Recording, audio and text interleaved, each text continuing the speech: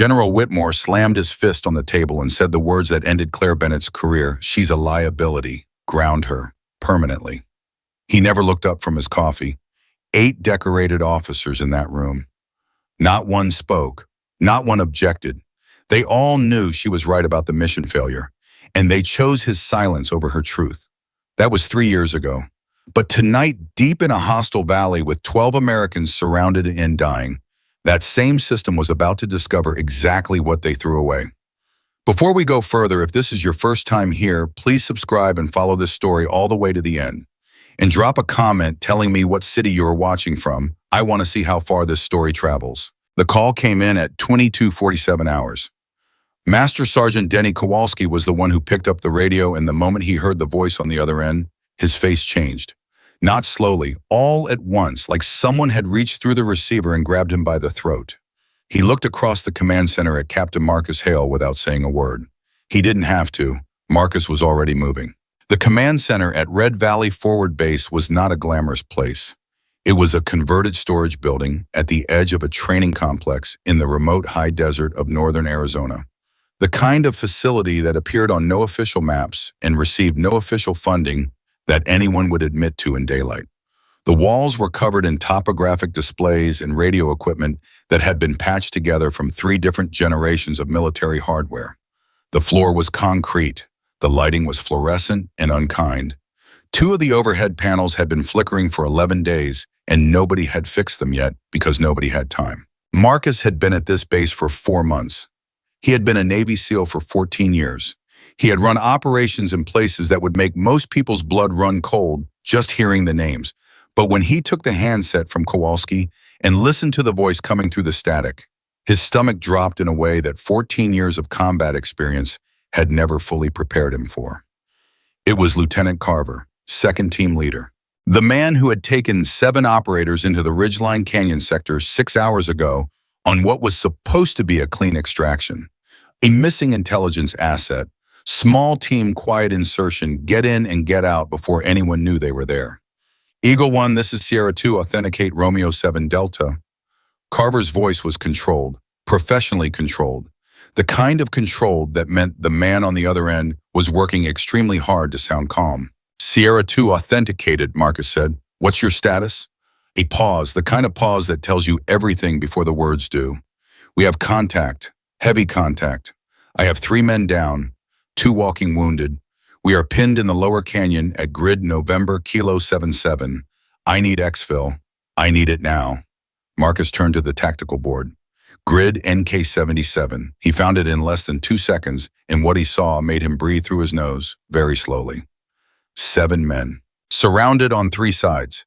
12 miles inside a training corridor that had been reclassified as an active exercise zone 3 days ago, which meant that according to every piece of official paperwork that existed, nobody was supposed to be there.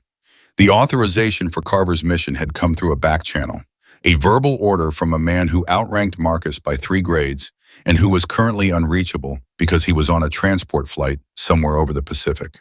There was no official mission, which meant there was no official rescue. What are you seeing on the northern approach? Marcus asked. Blocked, Carver said. They've got the ridge. Estimated 60 to 80 fighters. Marcus, and here Carver broke protocol and used his name, which told Marcus more than any tactical report ever could. These are not the people we were briefed on. These are organized. They knew we were coming. Somebody gave them our route. Marcus looked at Kowalski. Kowalski was already shaking his head the way a man shakes his head when he already knows what the answer is going to be, and he doesn't want to be the one to say it. Helicopter support. Marcus asked the room. Sergeant First Class Abrams pulled up the weather display. A solid wall of red and orange spread across the entire northern sector, a flash storm that had rolled in 3 hours ahead of every forecast carrying 60-knot winds and 0 visibility at altitude. Nothing rotary can get airborne in that, Abrams said quietly. Fixed wing from Davis-Monthan. Earliest available response is Abrams ran to check the screen. 4 hours and 12 minutes. The room was quiet. Marcus stood in the center of it and did the math that nobody wanted to do out loud. 7 men, 3 of them injured, 2 who could barely stand, surrounded by a force that had known they were coming, with 4 hours and 12 minutes until air support could reach them. in a canyon with no extraction routes, on a mission that officially did not exist. The numbers did not work. We need eyes, Marcus said. We need something that can reach that valley right now and suppress those ridge positions long enough to create an exfil corridor. Nobody answered, because everybody in that room already understood what was being said, and they also already understood that they had no way to make it happen. Marcus looked at every face. 8 people in that command center. 8 experienced military professionals with decades of combined service. People who had faced impossible situations before and found ways through them. People who knew what to do when the plan broke down, and not one of them had an answer.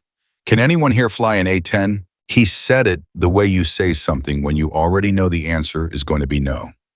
Not with hope, more like a man checking every drawer in the house for his keys even though he knows they're gone. The silence that followed was the kind that has weight. Then from the far side of the room near the equipment shelving, where the maintenance logs were kept and the spare radio components were organized in labeled bins, a voice said, "I can." It was not a loud voice. It was not a confident voice in the way that loud people are confident. It was quiet, direct, like someone stating a fact that should have been obvious but had somehow been overlooked. Everyone turned. Lieutenant Claire Bennett had been standing there for the last 45 minutes. Marcus had not noticed her. He was not proud of that, but he had not noticed her. She was 29 years old, medium, height, with dark hair pulled back in a regulation bun and grease stains on the right sleeve of her uniform that she had not been able to fully wash out. She had been assigned to Red Valley Base 31 days ago as an aircraft maintenance specialist. Her job officially was to manage the upkeep of the base's small fleet of training aircraft, handle communications equipment, maintenance, and oversee the parts inventory. She fixed things. That was what people knew about her. She was the person you called when the radio went down, or the hydraulic pressure sensor gave a false reading, or the environmental controls in the main hangar started malfunctioning again. She showed up, she fixed it, she left. She didn't eat in the officers' mess very often. She didn't join the card games that happened in the break room after hours. She brought her own lunch in a small green bag, and she ate it at her desk in the maintenance hangar, and she read technical manuals while she ate, and most people on this base would have struggled to tell you her last name. And she was standing there saying she could fly an A-10 Thunderbolt II. Marcus stared her. "Lieutenant Bennett." "Yes, sir." "You're telling me you can pilot an A-10? "Yes, sir." One of the other officers in the room, Captain Dreyer, who ran the base's administrative operations, made a sound that was not quite a laugh, but was close enough to one that it clearly meant the same thing. "No offense, Lieutenant," Dreyer said, "but you're a maintenance tech." Claire looked at him, just looked at him. The way someone looks at a person who has said something that reveals exactly how little they've been paying attention. "Yes, sir," she said, "among other things." Marcus took a step toward her. I was a large man, broad across the shoulders, with the kind of physical presence that came from genuinely having been in situations where his body was the only thing standing between his team and something very bad. I had learned over many years to use that presence deliberately, to take up space in a room when he needed people to understand that he was serious. He walked toward Claire Bennett, and he looked at her the way he looked at a situation report, searching for what was true. "Walk me through it," he said. "Right now, walk me through an A-10 weapon systems check." Claire didn't hesitate, not for a single second. Joshir 8 Avenger rotary cannon 30mm with PGU-14 armor-piercing incendiary rounds. Rate of fire up to 4,200 rounds per minute, though. Standard combat employment keeps it closer to 2,000 to manage barrel heat. You've got 2 AM-9 Sidewinder hardpoints and 6 General Stores pylons. Fuel capacity 10,800 pounds internal, and the TF-34 engines give you a combat radius of 250 miles with standard loadout. She paused. "Which aircraft are we talking about?" Marcus blinked. "Hangar 3, the one that's been inactive." Something moved across Claire's face. Not surprise. Something much more complicated than surprise. "I know that aircraft," she said. "How?" "Because I've been maintaining it." The room went very still. Marcus looked at Kowalski. Kowalski looked at Marcus. "That aircraft hasn't been authorized for flight operations," Dreyer said. His voice had changed. The almost laugh was gone. "It's been on the inactive list for 2 years. "It's been on the inactive list," Claire said, because nobody filed the reactivation paperwork. The aircraft itself is mechanically sound, has been for 30 days. You've been working on it, maintaining it, yes. On whose authority? Claire met his eyes. My own. Dreyer started talking. He said several things fairly quickly about authorization chains, improper procedures, and the regulatory frameworks that govern maintenance activities on inactive aircraft. Marcus held up one hand. Dreyer stopped. Marcus was still looking at Claire. How long would it take you to get that aircraft ready to fly? Claire glanced at the clock on the wall. 35 minutes, maybe 30 if the pre-ignition sequencing cooperates. The weather is going to be difficult. I know. The visibility over the canyon will be poor. I know. And you haven't flown in? He paused because he didn't actually know. How long has it been? Something happened in her eyes, not pain exactly, but something that lived in the same neighborhood. 18 months, she said, on record. Marcus caught the last two words. What does that mean, on record? She looked at him for a moment. It means there's a difference between when I last filed a flight log and when I last flew. I didn't push that. Not yet. What's your total flight time and type? 843 hours in the A-10, including 412 in combat configurations. He turned to Abrams. Abrams was already pulling records on the terminal. He typed for 6 seconds, read for 4, then he turned around. Sir, Abrams said carefully, there's a file here that's been access restricted. I can see it exists, but I'd need a level 4 clearance override to open it. Do it. Sir, that requires Abrams. Marcus's voice dropped very slightly. Do it. Abrams turned back to the terminal. It took him 90 seconds to navigate the authorization sequence. Then the file opened, and Abrams read it. And the expression on his face went through 3 different changes in about 4 seconds, the way a person's face changes when they're reading something that keeps revising what they thought they understood. He stood up from the terminal. He looked at Marcus. He looked at Claire. He looked at Marcus again. Sir, he said, Lieutenant Bennett's full service record shows 12 confirmed combat deployments in the A-10. Air Force Cross nomination in 2019, which was administratively declined. And, he paused, she holds the 3rd highest accuracy rating in close air support operations in the Air Force's last decade of recorded performance. Nobody spoke. Marcus looked at Claire. Then why, he said slowly, are you fixing hydraulic sensors in a maintenance hangar? And for the first time since she had spoken, Claire looked away, not out of shame, out of something that was clearly older than shame, something that had settled into her bones over a long time and become part of how she carried herself. That's a longer conversation, she said quietly. We don't have time for longer conversations. No, she said, we don't. She looked back at him. 7 men, NK-77, Northern Ridge held, approximately 90 minutes before their defensive position becomes completely untenable. She said it as naturally as a doctor reading a chart. What's the ordnance situation on the aircraft?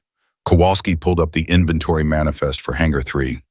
Mixed loadout from the last training configuration, he said. 4 Mark 82s, 2 AGM-65 Mavericks, full internal gun load. That works, Claire said. Lieutenant. Marcus took another step forward. I need you to understand what I'm asking you. This is not a training exercise. That canyon has real people in it and real fighters who are organized and motivated and who apparently knew the mission was coming. If you go up in that aircraft tonight, you are flying into a situation that has already cost men on the ground. I need to know, Captain Hale. He stopped. She looked at him directly. I know what I'm being asked. I've been asked things like it before. She kept her voice even, not cold, not distant. The question is whether you're willing to ask it. The room was completely silent. The flickering fluorescent panel in the corner buzzed. Radio static whispered from 2 different frequencies. Marcus Hale had made difficult calls in his career. He had made the call to go when logic said don't go. He had made the call to trust when instinct said verify first. I had stood in dark rooms like this one and made decisions that he would carry for the rest of his life. He looked at the tactical display. Grid NK-77, 7 men. He looked at Claire Bennett. Get to the aircraft, he said. She was already moving. She picked up the green technical bag from beneath the equipment shelf, the one she apparently brought with her to the command center. The way other people brought coffee, and she walked toward the door with the kind of deliberate speed that was not quite running, but was clearly not walking either. Like someone who has already decided and is simply executing the decision. Marcus turned to the room. Kowalski, get me a direct line to Carver. Tell him we are in motion. Abrams, pull up every sensor feed you have on that canyon. Dreyer, he paused. Start the paperwork to reactivate that aircraft retroactively. Dreyer stared at him. Sir, the authorization process for Dreyer on. Marcus picked up his own radio. Those are 7 of our people in that canyon. You can tell me about the authorization process tomorrow. Tonight you're going to find a way to make it work. He followed Claire toward the door. Behind him, he heard Dreyer pick up a phone. It was not the sound of a man who was happy about what he'd been asked to do, but it was the sound of a man who was doing it. Outside, the night air hit Marcus like cold water. The desert dark was absolute, the kind of dark you only found at altitude, with no city light for 100 miles in any direction, and a heavy cloud layer pressing down and swallowing the stars. The temperature had dropped 15 degrees since sunset. The wind had a teeth to it quality that made the ears ache. He could see the shape of Hangar 3 ahead of him, its outline barely visible against the slightly lighter dark of the clouded sky. The hangar's side door was already open. Claire had a 40-second head start. He moved quickly across the tarmac. He found her inside. She had already done 3 things, simultaneously activated the hangar lighting on the work circuit, pulled the wheel chocks from the A-10's landing gear, and was working her way around the aircraft in a pre-flight inspection that she was conducting almost entirely from memory, her hands moving to specific points on the fuselage and control surfaces with the automatic certainty of someone who had done this particular walk-around so many times that her body remembered the sequence before her mind had to think it. Marcus stood back and watched. He told himself he was watching because he needed to verify her competence. That was true, but there was something else. He was watching because he had been in enough high-pressure situations to know what it looked like when someone was performing under pressure and what it looked like when someone was simply operating in their natural element. Claire Bennett was in her natural element. She moved around that aircraft the way she had moved nowhere else on this base, unhurried but precise, focused but not tense. Her hands moved with confidence, and her eyes moved with intention, and even the way she held her head alert, scanning, processing was completely different from the quietly contained person he had passed in the corridors of the command building without ever really seeing. He was suddenly and uncomfortably aware that he had never really looked at her. Not once in 31 days. She had been there. She had done her job. She had fixed the things that needed fixing and submitted her maintenance logs on time, and made no demands and required no management and taken up no particular space in his awareness. And he had completely failed to notice that she was an extraordinary combat pilot who had been grounded for reasons that a restricted file was apparently going to tell a very important story about. Fuel state is good, she said without looking at him, because she apparently didn't need to look at him to know he was there. Hydraulics are nominal. I replaced the left aileron actuator 8 days ago, and I want to do a control surface check before we start engines. That'll take about 4 minutes.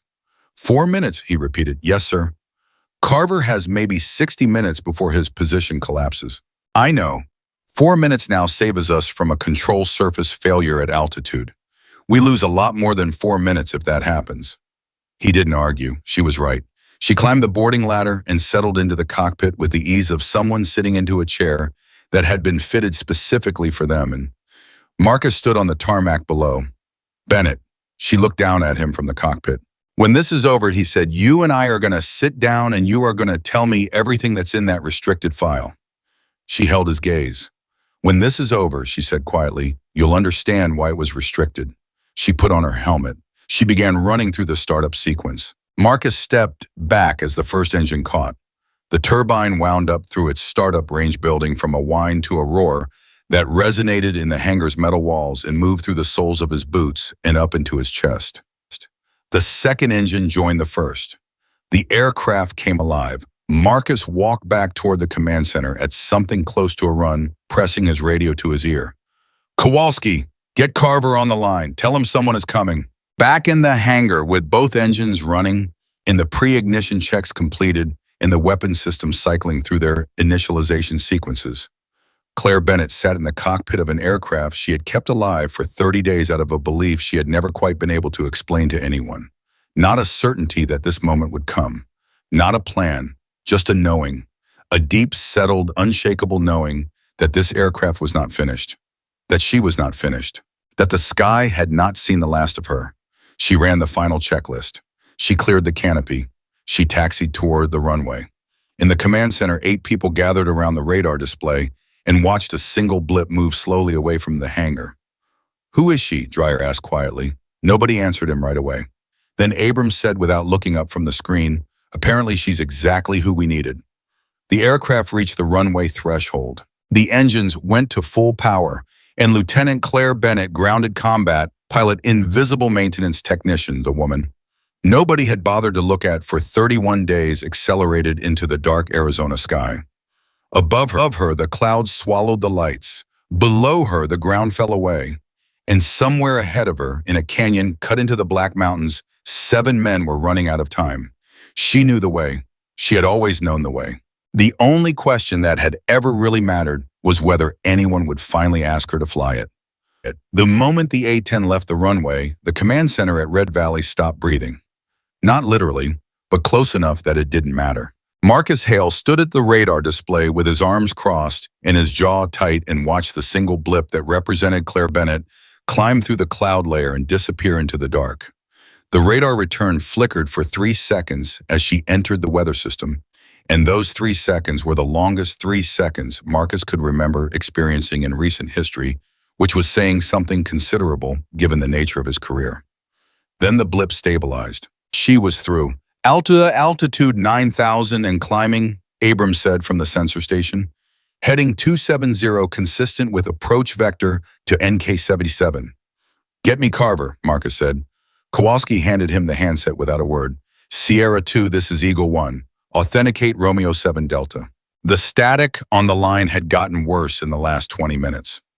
Marcus could hear it, that particular quality of interference that came from active jamming in a localized area, which told him something important and deeply unpleasant about the people who had cornered Carver's team. Civilian fighters didn't carry jamming equipment. This was organized. This was resourced. And somebody with access to the operational planning chain had told them exactly where to be. "Eagle 1, Carver's voice came through, broken but recognizable. "Authentication confirmed. What have you got for me?" "We have an aircraft en route. ETA approximately 9 minutes to your position." A pause. "What kind of aircraft?" "A-10.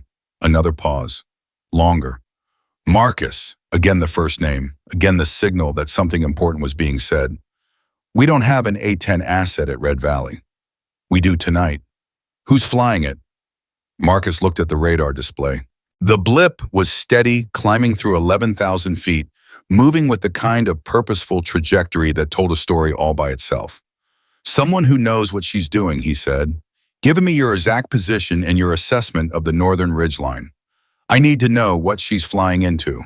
In the cockpit of the A-10, Claire was flying by feel and by training, and by the particular kind of muscle memory that 18 months of grounded life had not managed to touch. The aircraft moved the way she remembered. Heavy but responsive. Honest. The A-10 had always been honest with her. It told you exactly what it was doing and exactly what it needed, and it never pretended to be something it wasn't, which was a quality Claire had spent her adult life deeply appreciating in machines since she had found it considerably rarer in people. She ran the weapons systems check a second time, not because she doubted the first one, because she was methodical, because being methodical was what kept you alive, and what kept the people below you alive, and what separated a combat pilot from someone who simply knew how to operate the controls. The Maverick targeting system came online clean. The gun was loaded. The altimeter read 12,300 feet. She leveled off and turned southeast toward the canyon. The radio crackled. "Eagle 1 to Alpha. This is Eagle 1 to your aircraft. Authentication Bravo 9er Foxtrot. Do you copy?" Claire keyed the transmit button. "Eagle 1, I copy. Authentication confirmed. This is Alpha. I am 12 minutes from the canyon entrance. I need the ground team's exact position, and I need to know what the threat density looks like on the northern ridge." Marcus's voice came back immediately. Grid NK-77 Charlie. The team is pinned against the eastern canyon wall. Northern Ridge has estimated 80 to 100 fighters spread across approximately 600 meters of high ground. They've got the western approach completely locked. There's a possible exit corridor on the southern end, but it's currently unknown. We don't have eyes on it. I'll find it, Claire said, not bragging, just stating a fact. Bennett, Marcus's voice, a different quality to it now. Not the skeptical quality from earlier, something else, something that sounded like a man who had just begun to understand the full weight of what he'd been sitting on. I want you to know that we have your telemetry. We have you on radar. You are not out there alone. She almost said something sharp back to him. She had spent a year and a half being alone in ways that had nothing to do with telemetry, but she understood what he meant. Copy that, she said. And she meant something a little different by it than a simple acknowledgement. 9 minutes and 40 seconds after takeoff, the canyon appeared below her. She came in from the south, low and fast, using the terrain to mask her approach for as long as possible. The A-10 was not a subtle aircraft. The GAU-8 cannon alone weighed nearly 2 tons, but it was surprisingly maneuverable at low altitude when you knew what you were doing, and Claire knew what she was doing in the specific, impracticed way that 843 flight hours tended to produce. She saw the muzzle flashes first. That was how you found the fight in darkness. Not by looking for the fighters, by looking for the light they made when they were trying to kill someone. The northern ridge was lit up with it. 30, 40 separate points of fire spread across the high ground in a pattern that told her something immediately. They weren't shooting randomly. They were maintaining a disciplined perimeter. This was coordinated fire rotated to prevent barrel overheating, designed to suppress and contain rather than simply overwhelm. These people had training, real training, the kind that came from someone who actually knew what a sustained fire mission looked like. She keyed the radio. Eagle 1, I have visual on the ridge. I count at least 40 active firing positions. Confirm your team is at NK-77, Charlie Eastern Wall, correct. Confirm, Marcus said. Tell them to get as flat as they can. I'm making my first pass in 90 seconds. She banked it hard left and climbed in, positioning herself for the attack run. The canyon walls rose on either side of her approach path, which meant she had to come in along the axis of the ridge rather than across it, which meant she would be in the threat envelope of the fighters on that ridge for approximately 4 seconds longer than she would have preferred. 4 seconds is a very long time when people are actively trying to shoot you down. She'd done the calculation before, and she'd accepted the math then, and she accepted it now.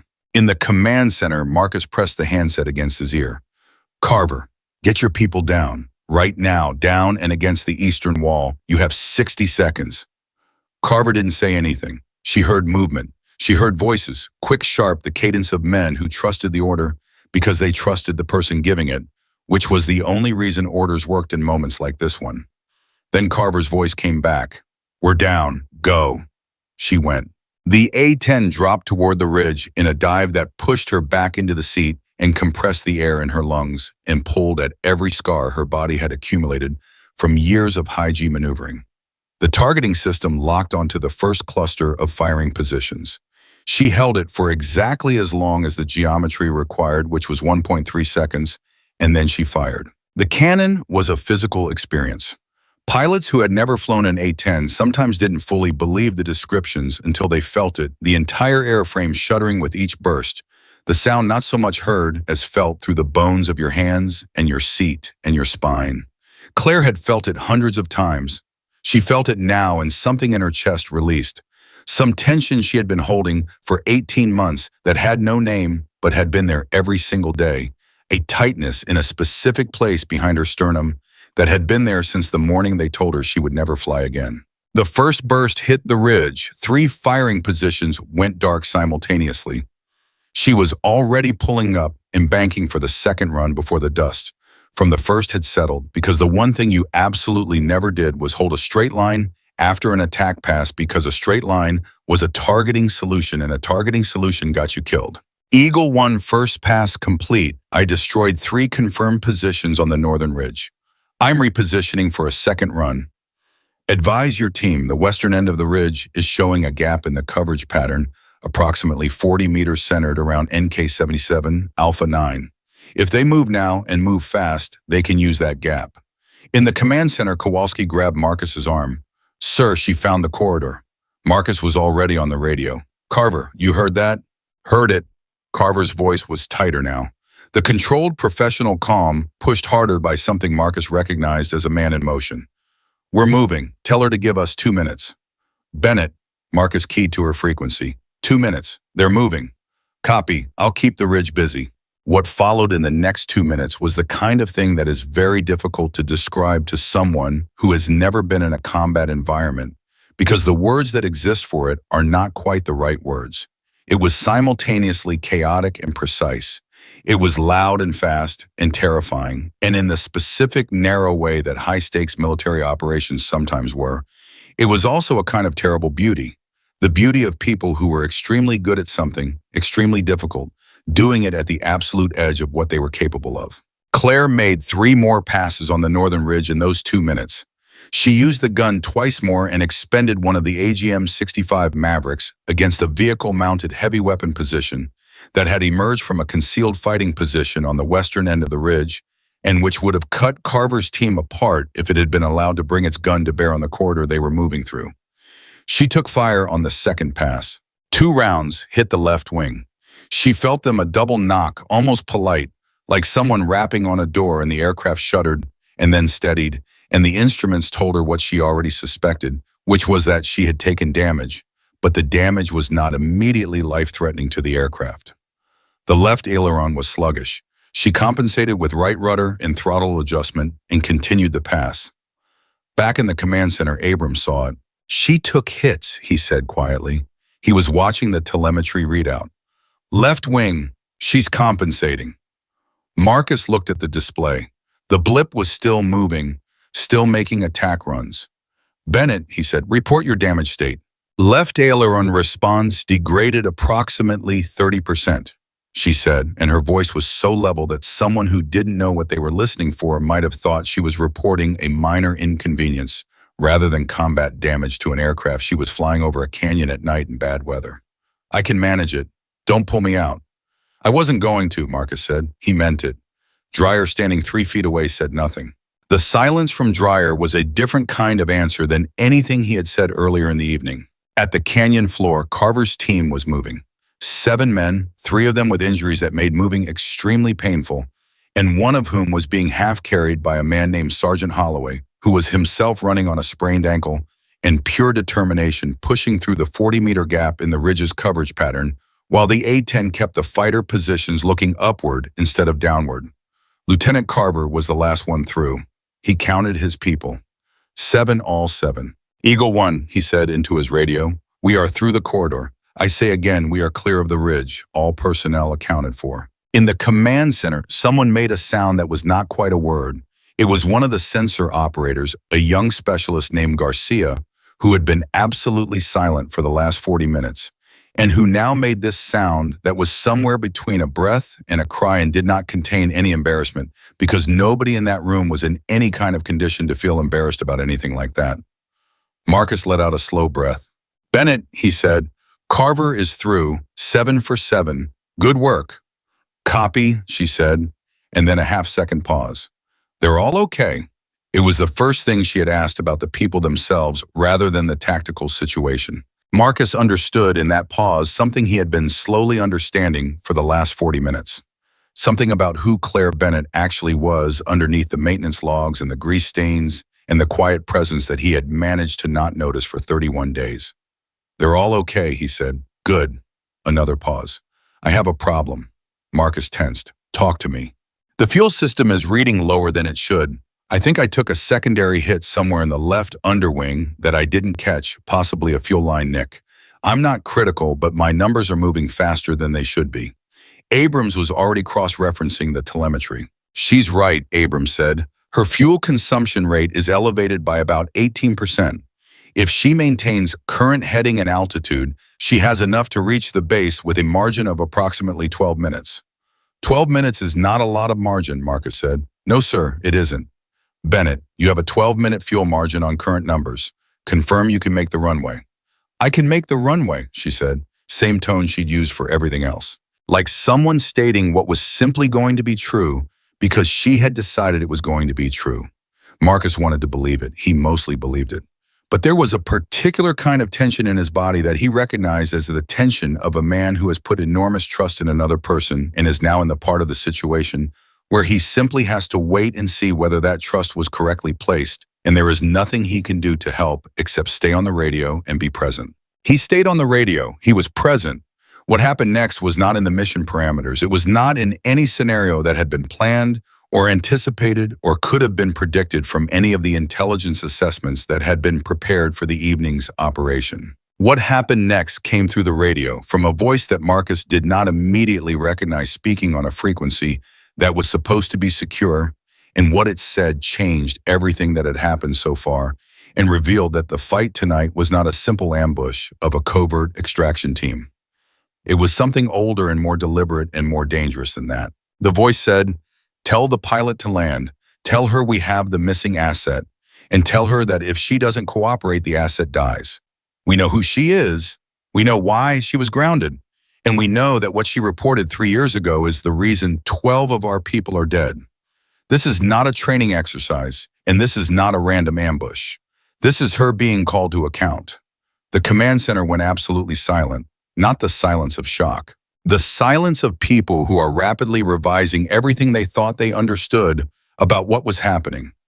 Marcus stared at the radio. "Bennett," he said carefully, "did you copy that transmission?" A pause that lasted 4 seconds. "Yes," she said. "Do you know what they're talking about?" Another pause. "Yes," he waited. The radar display showed her aircraft holding steady 12 miles out from the base. "When I filed my report 3 years ago," she said, and her voice was different now. Not cracked, not emotional, but stripped of the professional flatness she had been using all evening down to something real underneath it. "I reported that a command failure during a classified joint operation had led directly to the exposure of an intelligence cell. 12 foreign assets were killed because someone in our chain of command made a decision that they shouldn't have made and then covered it up by blaming the pilot who reported it, me." Marcus felt something cold settle in the space between his shoulder blades. "Who made the decision?" Silence. "Bennett." "The man who made the decision," she said carefully, "is currently a 2-star general, and he is the same person who signed the order that placed this mission tonight through a back channel. The same person whose verbal authorization sent Carver's team into a canyon without official paperwork.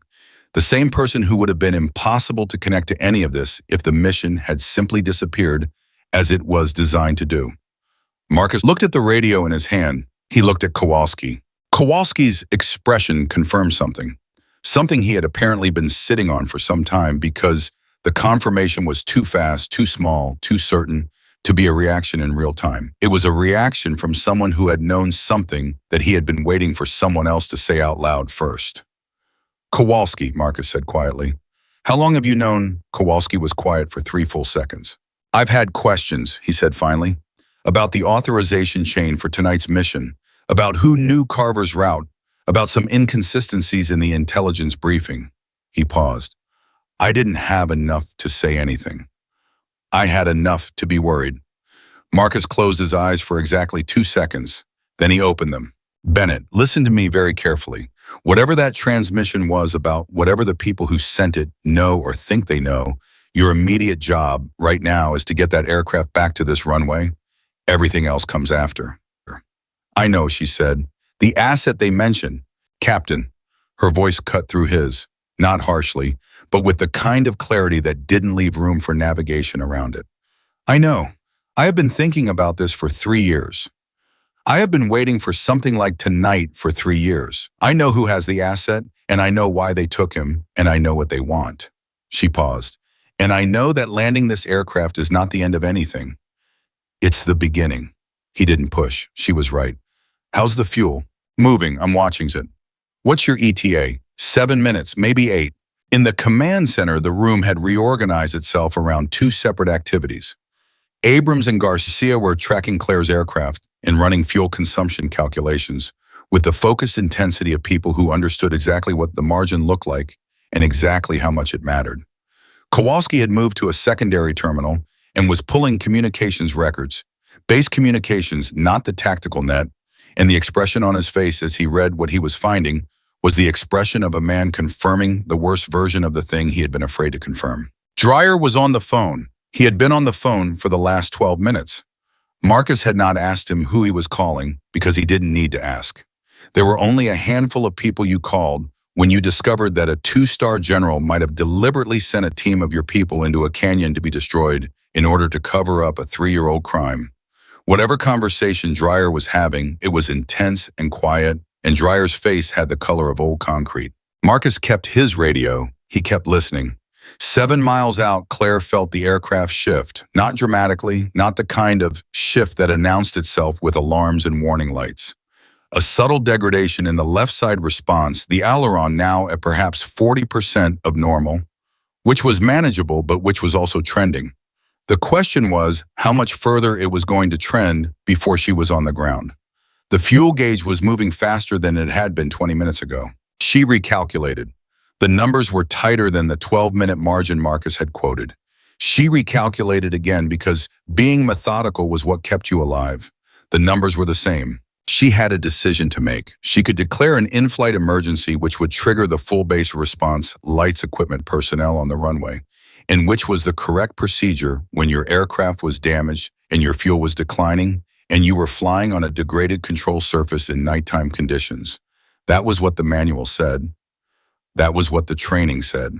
Or she could fly it straight and land it clean and not make a sound about the margins because she had flown on worse margins than this in combat configurations over actual enemy territory. And she knew what she was capable of, and she was not going to be the person who called the emergency and gave anyone at all a reason to question whether she should have been in that cockpit in the first place. She was aware that this was pride. She was also aware that pride and sound judgment were not always in opposition. She kept her mouth shut. She flew. The runway lights appeared at 4 miles, not where they should have been initially because the weather was distorting things slightly, but then she picked them out through the overcast and locked on to them the way she had locked on to every other target tonight with absolute certainty and absolute intention. The fuel gauge moved again. She didn't look at it. She had done the math. She flew the numbers. At 2 miles out, her radio came alive with Marcus's voice. "Bennett, we have you on final, looking good on approach. Say fuel state." To quit it, she said, which was technically true, in the way that standing in a doorway during an earthquake was technically inside. The landing gear came down. The left gear extended slower than the right. She felt it in the asymmetric drag, and the indicator showed a partial deployment warning for 1.8 seconds before the gear locked and the warning cleared. She added right rudder and held the approach at 1 mile, at half a mile, at the threshold. The aircraft touched down with less grace than she would have preferred, the damaged left aileron making the flare slightly asymmetric, and she was on the right main gear for a beat longer than was technically ideal, before the left gear came down and the nose gear followed, and she had all 3 wheels on the runway, and she was rolling and she was alive. She applied the brakes, she rolled to the end of the runway and turned off onto the taxiway. The left engine coughed once, and then twice. And then it quit 6 seconds later as she brought the aircraft to a stop on the taxiway with the assistance of the right engine alone. The fuel gauge reached its lowest point and the right engine went quiet too. She sat in the cockpit in the sudden silence. The canopy cracked. She pulled off her helmet. For a moment she simply sat, not processing, not celebrating, not reviewing the tactical accounting of what had just happened, just sitting in the quiet of an aircraft that had given her everything it had and breathing and being grateful for the breath. Then she climbed down the boarding ladder. The night air was cold and tasted like desert and jet fuel and something clean underneath those things the way desert air always did. She was standing on the taxiway when she heard footsteps behind her. She turned. Marcus Hale was walking towards her from the direction of the command center. Behind him at a distance, she could see several other people moving toward the hangar area, their flashlights cutting through the dark. Carver's team had apparently been reached by vehicles. She could see headlights on the far side of the base. Marcus walked up to her and stopped. He was close enough that she could see his face in the reflected glow of the runway lights. Owen had the expression of a man who had just witnessed something that had rearranged his understanding of the world and who was in the process of sitting with that rearrangement. He didn't say anything for several seconds. "Both engines," he finally said, glancing at the aircraft behind her. Fuel, she said. How close was it? Close enough. He looked at her. You didn't call the emergency. It wasn't a question. No, she said. Why? She held his gaze. Because I knew I could make it. And if you'd been wrong, she didn't look away. I wasn't wrong. He studied her for another moment. Then he nodded, not as permission, not as approval, as someone acknowledging a fact about another person that they should have known long before this moment. Carver's team is safe, he said. All 7. She nodded. I know. She paused. And the transmission. The voice on the secure frequency. We're working on it. Whitmore, she said. His expression didn't change, but something in his eyes did. Say that again. General Whitmore, she said. That's whose operation this was. That's whose authorization sent Carver's team into that canyon tonight. That's whose mistake 3 years ago killed 12 people who trusted us. She said it without anger, without bitterness, in the way that someone states a fact they have lived with for long enough that the emotion has been worn smooth, and what's left underneath is just the truth, hard and clear and unambiguous. I have the documentation. I've had it for 3 years. I kept it because I knew someday someone would need to see it. Marcus Hale, Navy SEAL, 14 years of service, a man who had stood in rooms with some of the most dangerous and competent people on earth, and had never once felt at a loss for what to do next, stood on a taxiway in the Arizona desert in the middle of the night and looked at the quiet woman in front of him. How long have you been waiting for tonight? He said. She thought about it. 3 years, she said, minus 31 days. 31 days. The length of time she had been at Red Valley. The length of time since someone in this system had, whether they meant to or not, placed her exactly where she needed to be. Behind them in the hangar, the old A-10 sat on the taxiway in the dark, both engines cold, the left wing bearing the evidence of what it had been through fuel tanks empty and done. But it had flown, and it had brought her back. And the man standing in front of her was beginning to understand in the particular way that understanding arrives when it is forced on you by events, rather than chosen, that the quiet woman he had walked past for 31 days had never stopped being a pilot. She had simply been waiting for someone to need her enough to ask. Marcus didn't sleep that night. Nobody at Red Valley did. By the 200 hours, the base had transformed into something it wasn't supposed to be. Not a quiet forward training facility in the Arizona desert, but the center of something much larger and much older and much more dangerous than any training exercise had ever been designed to simulate. People move through the corridors with the particular focused urgency of individuals who understand that what they are doing matters beyond the immediate moment. Phones rang on frequencies that weren't supposed to be active at this hour. Dreyer had locked himself into the communications room with 2 people nobody recognized, and the door had not opened in 90 minutes. Carver's team had been brought in by vehicle 40 minutes after Claire landed. Marcus met them at the vehicle bay, 7 men, all of them wearing the particular expression that soldiers wear when they have been in genuine danger and have come through it, not triumphant, not relieved exactly, but present in a very specific way, as though every cell in their bodies had been reminded what it was for and had responded accordingly. Carver climbed out of the lead vehicle and stood in front of Marcus. He was a lean man, Carver, with a face that didn't give much away on a normal day. Tonight it gave even less away than usual. He looked at Marcus for a long moment without speaking, and then he said the thing that Marcus had been expecting him to say since the moment Claire landed. Who was flying that aircraft? Lieutenant Claire Bennett, Aircraft Maintenance Specialist, Red Valley Base. Carver stared at him. Maintenance Specialist. Among other things, Marcus said. He had borrowed the phrase from Claire without consciously deciding to, and he recognized it only after it was out of his mouth. Carver looked toward the hangar where the A-10 was sitting cold on the taxiway. She saved every single one of us, he said. It wasn't gratitude exactly, it was something more fundamental than gratitude. It was the statement of a man who understood what his life was worth and was naming the person responsible for the fact that he still had it. I want to talk to her. You'll get that chance, Marcus said. Right now, I need your full account of what happened in that canyon.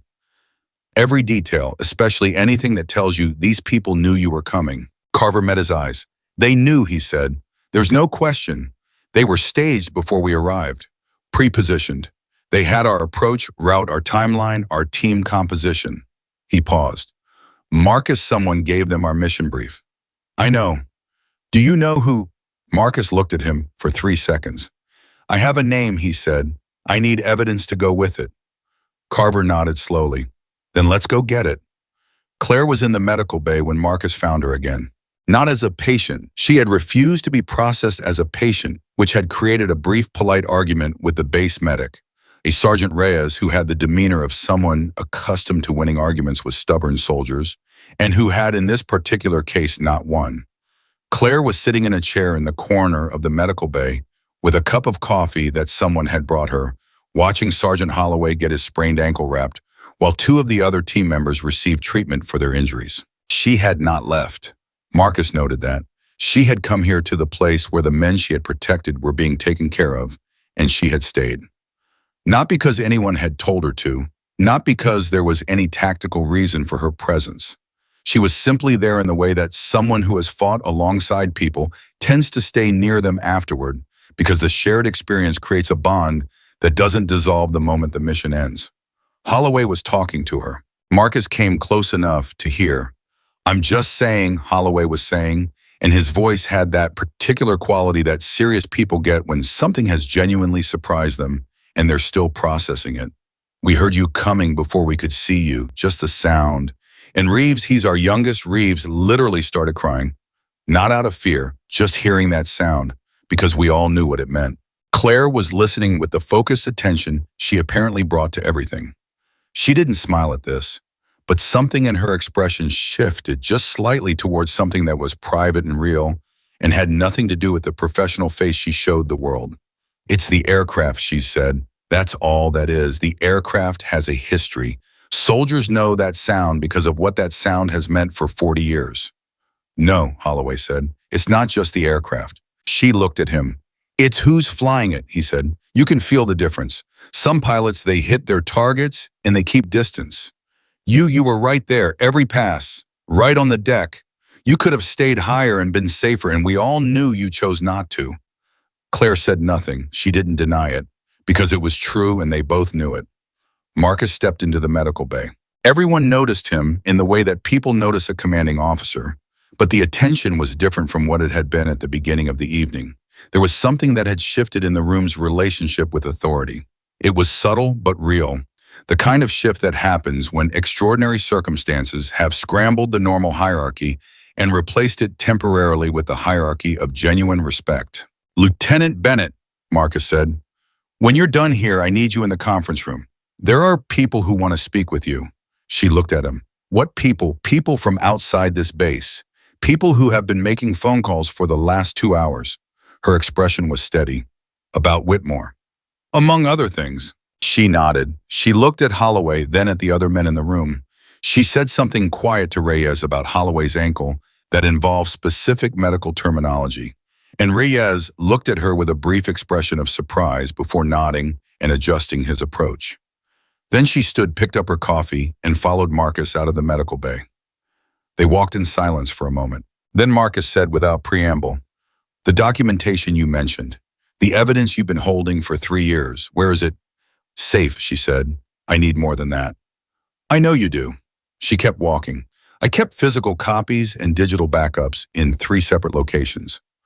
One of them is here on this base. I can access it in approximately 10 minutes. He stopped walking. She stopped a step later and turned to look at him. "You kept evidence here," he said, "at Red Valley." "Yes." "You came to this base specifically." "No," she said. And then after a pause that told him she was deciding how much of the truth to give him, "I was assigned here. The assignment came through the normal channels. I didn't choose it." She paused again. "But when I arrived and I found that aircraft, I understood that I was in the right place." He looked at her for a long moment. "Do you believe in that kind of thing, that you were supposed to be here?" She considered the question seriously. "I believe in preparation," she said. "I believe in staying ready. I believe that if you maintain the aircraft and you fly your hours in your head and you keep the documentation current and you stay qualified even when nobody around you knows you're still qualified, then when the moment comes, you're not depending on fate. You're depending on yourself." She met his eyes. "So no, I don't think I was supposed to be here. I think I put myself in the position to be useful wherever I ended up. Red Valley was where I ended up." Marcus started walking again. "Tell me about Whitmore," he said. She was quiet for a moment. 3 steps. 4. His name was Brigadier General Alan Whitmore when it happened, she said. He's 2 stars now. The promotion came 18 months after my grounding, which tells you something about the efficiency of covering your tracks. Her voice was even, not bitter, just precise, like someone reading from a document they had memorized. 3 years ago, I was part of a joint operation classified at the compartmented level. The operation was designed to extract intelligence from a network of 12 foreign assets who had been developing information on a weapons proliferation network. High-value targets, years of work by people on multiple sides who risked everything to be part of that network. She paused. Marcus waited. Whitmore made a decision during the planning phase of the extraction that compromised the location of the primary asset, she said. He chose a secondary communication pathway that he had not cleared through the proper security channels, because clearing it through those channels would have required him to disclose a financial relationship he had with a private contractor, a relationship that was itself a serious violation of ethics regulations. The unsecured pathway was intercepted. The network was exposed. 12 people died in the 72 hours following the exposure. She said the way someone says a number when they have said it many times inside their own head, but rarely out loud, with a particular weight. I reported it, she said, through the proper channels. Written report documented, submitted to the Inspector General's office and to my direct chain of command. Whitmore had the report buried before it reached anyone who would have acted on it. My chain of command, the people between me and the IG, were either in his orbit or were unwilling to take the career risk of backing a junior officer against a 1-star. She paused. And then the report disappeared, and my career disappeared, and Whitmore got his 2nd star, and 12 people stayed dead. Marcus was quiet for several seconds. And tonight, he said, Carver's mission. Carver's mission was routed through Whitmore's private authorization channel, she said. The same back channel method he uses when he needs something done that can't have his fingerprints on it in the official record.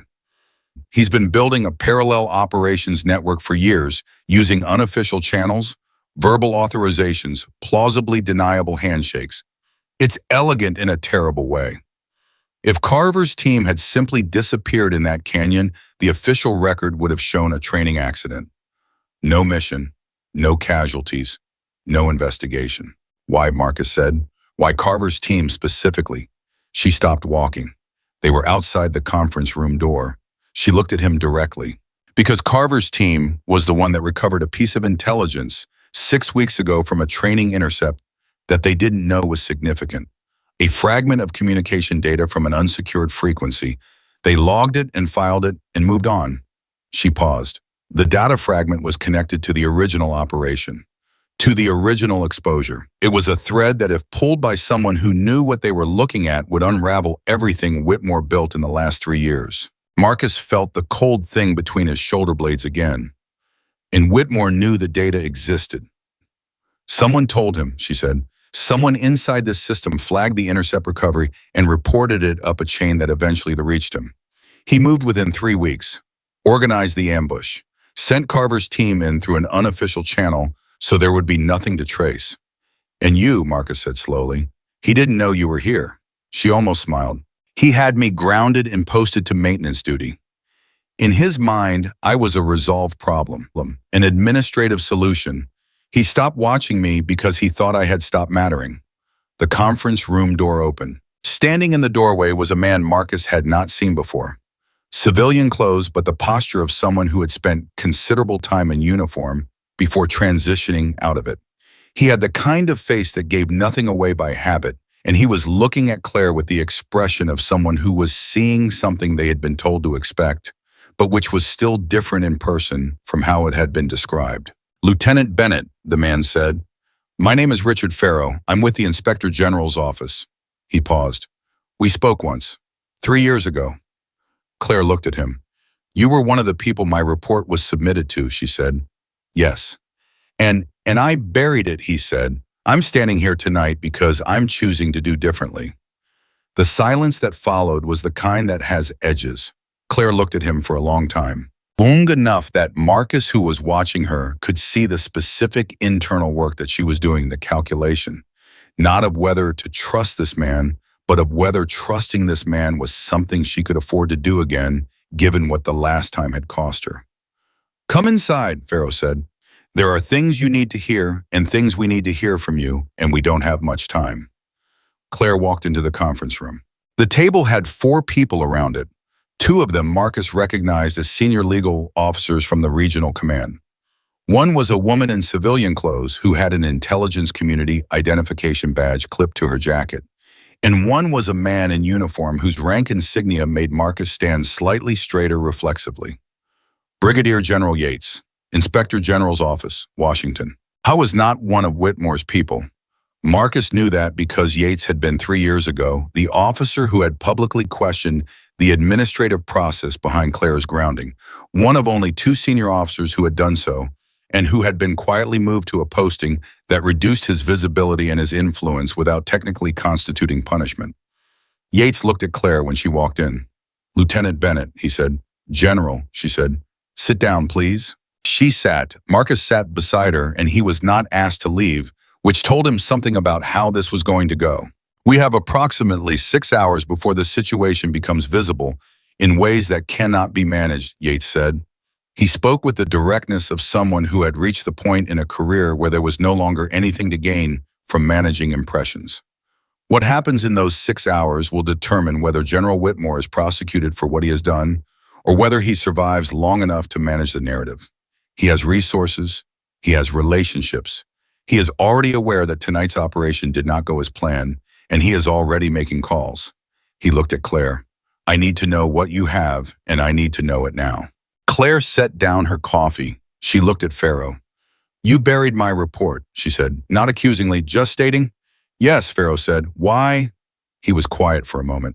"Because I was afraid," he said. "Because Whitmore had enough information about enough people in that chain that the risk of backing you felt unsurvivable. And because," he stopped, started again, "because I told myself your evidence wasn't conclusive enough. That was a lie I chose to believe because it was more comfortable than the truth. The truth being that you knew it was conclusive and chose your career anyway." "Yes," he said. The table was very quiet. "Okay," Claire said. "Just that. Okay." Pharaoh looked at her with the expression of a man who expected something different and wasn't sure what to do with what he got instead. "You understand," Yates said carefully, "that Mr. Pharaoh's cooperation is part of what has made tonight's conversation possible. His testimony combined with yours and combined with what Sergeant Kowalski has found in the communications records from the last 72 hours. "What did Kowalski find?" Marcus asked. Yates looked at him.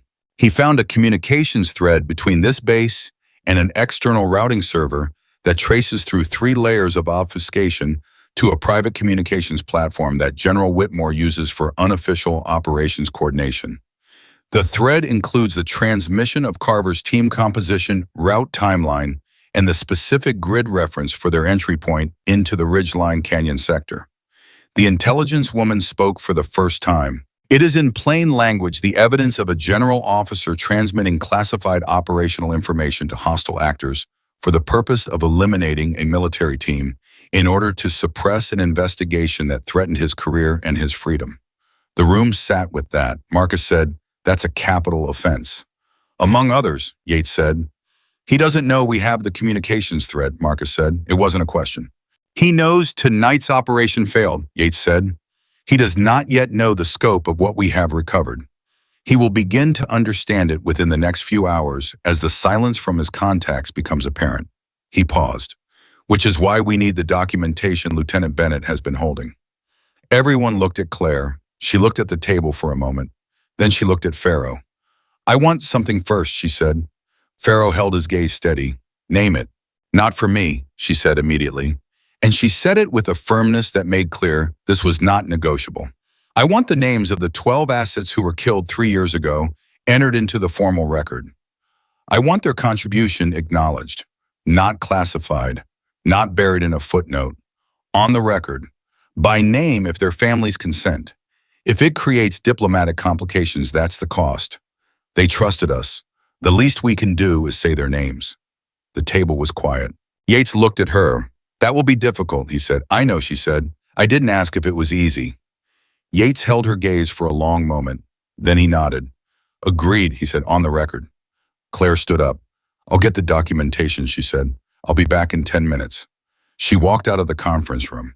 Marcus went with her. They moved through the base corridors in silence for a moment, and then Marcus said quietly, "You've been carrying those names for 3 years." "Yes," she said, "all 12. "Yes." He was quiet for a step. "Is that why you kept the aircraft ready?" he said. "Not just for a mission, for the craft ready," he said. "Not just for a mission, for them." She stopped walking. She looked at him in the corridor in the fluorescent light that was unkind to everyone and didn't spare her. And for the first time since he had known her, which was only one night really, though it felt considerably longer, he saw the full weight of what she had been carrying. Not the professional precision, not the contained efficiency, the actual weight underneath those things. What it cost a person to hold something true for 3 years while the world around them functioned as though it was false. "I kept the aircraft ready," she said, "because the alternative was to stop believing that the truth was going to matter eventually." She paused. Some days that was very difficult to maintain. He looked at her. "But you maintained it." "I maintained it," she said. They started walking again. The maintenance hangar was quiet.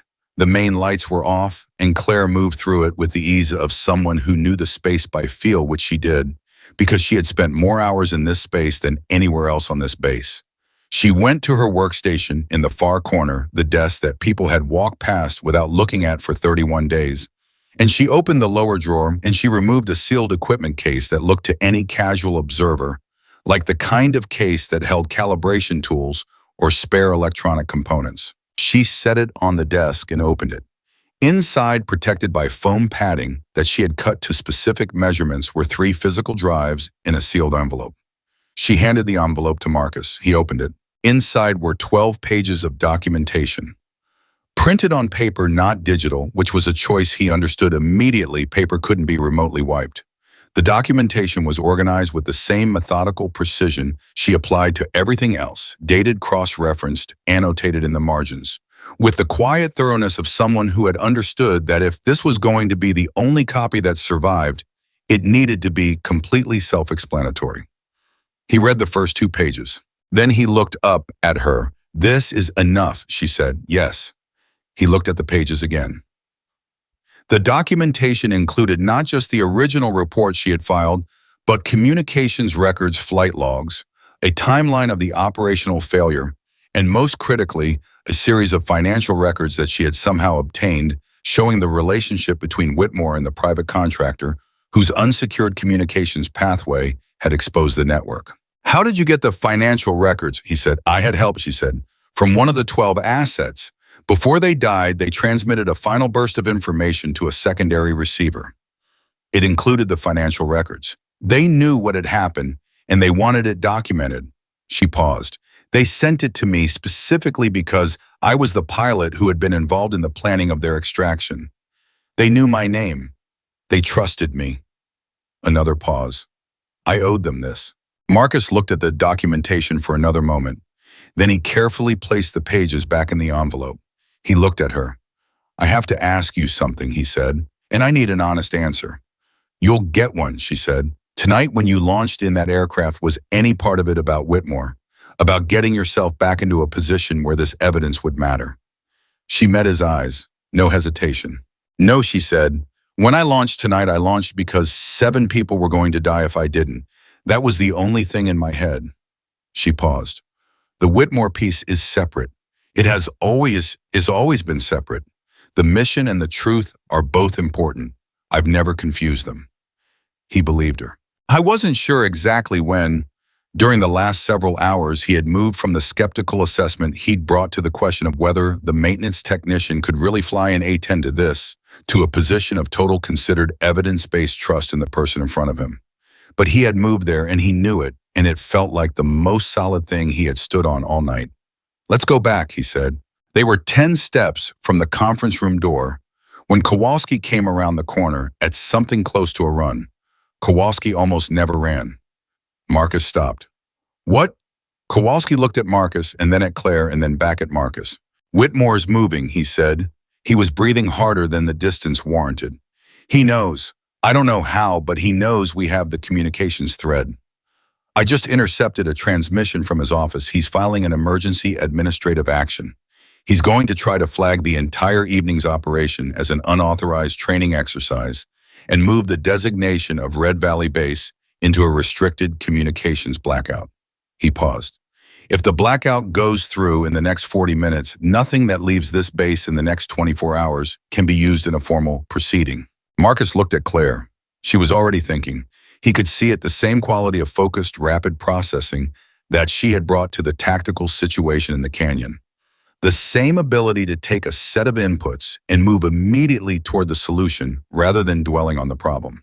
The documents leave the base in the next 10 minutes, she said. Physical copies hand-carried. Not transmitted, not uploaded. Physical. She looked at Yates, who had appeared in the conference room doorway when he heard Kowalski's voice. Do you have authority to designate a courier right now? Yes, Yates said. Then designate one. The physical documentation goes with them. The drives go separately, different vehicle, different route. Whitmore can black out communications all he wants. He can't stop a car on a public road without... She paused. Actually, he probably can't stop it at all, because by the time he realizes the physical materials are already off base, it will be too late. Yates was already on his phone. The intelligence woman had her phone out simultaneously. Farrow was moving toward the conference room table where his briefcase sat. Marcus looked at Kowalski. How long until the blackout action could be approved? 25 to 30 minutes, Kowalski said. It has to go through a regional communications authority. It's not instant, but once it goes through, it doesn't go through, Marcus said, because the materials are already out. He turned to Claire. You thought of the physical copies 3 years ago. I thought of everything 3 years ago, she said. I had time. There was something in that sentence that was not self-pity and was not bitterness and was not anger. It was the statement of a person who had spent 3 years in an enforced stillness and had used every minute of it to be ready for this, for exactly this. The moment when the system that had failed her was finally going to be asked to face what it had done. The conference room became organized chaos for the next 8 minutes. Documents were pulled, drives were sealed in evidence containers. Farrow signed forms. The intelligence woman made 3 calls in rapid succession. Yates coordinated with someone at the regional command level whose identity Marcus didn't catch, but whose authority was evidently sufficient to produce results within minutes. At the 11-minute mark, 2 vehicles left Red Valley Base through the east gate, traveling in separate directions. Each vehicle carried a piece of what 3 years of silence had been building toward. At the 14-minute mark, Kowalski confirmed that Whitmore's administrative blackout request had been received by the Regional Communications Authority. At the 22-minute mark, the Regional Communications Authority denied the request on procedural grounds, citing an active IG investigation that had been registered 45 minutes earlier by General Yates's office. The window that Whitmore had tried to use had closed. The materials were out. Marcus was standing in the conference room when the confirmation came through, and he looked across the table at Claire, who was sitting with her hands wrapped around a second cup of coffee and her expression absolutely still, and he understood that the stillness was not absence of emotion. It was the presence of something that had been waiting a very long time to be let out, and was only now, in the most careful and controlled way, beginning to breathe. It's done, Yates said. He was looking at the confirmation on his phone. The investigation is formally open. The materials are in evidence custody. Whitmore's communications have been flagged for preservation. He set the phone down. He cannot stop this now. The room was quiet. Then Carver's voice came from the doorway. Marcus turned. Carver was standing there with Holloway behind him. The sprained ankle wrapped a pair of the other team members visible in the corridor. They had come from the medical bay. Nobody had told them to come. They had come because they understood the way soldiers understand things without being briefed that something important was happening and that they were part of it. Carver looked at Claire. Whatever just happened, he said, is it going to hold? She looked at him. Yes, she said. He nodded. He looked at her for another moment, the pilot who had kept his people alive, sitting at a conference table in a maintenance technician's uniform, with grease still on her sleeve, having just outmaneuvered a 2-star general with 31 days of quiet preparation and 3 years of unbreakable patience. Good, he said, and that was all he said, because sometimes the most important things don't require more words than that. Outside, the desert was beginning to lighten at the horizon. the particular shade of dark blue that came before the first suggestion of dawn. The temperature was at its lowest point, and the wind had died down, and the world had the quality it sometimes had in that specific hour before morning. The quality of something that has been through difficulty and has come out the other side and is now sitting in the stillness before the next thing begins. Inside the conference room, General Yates was on a call that would last until sunrise.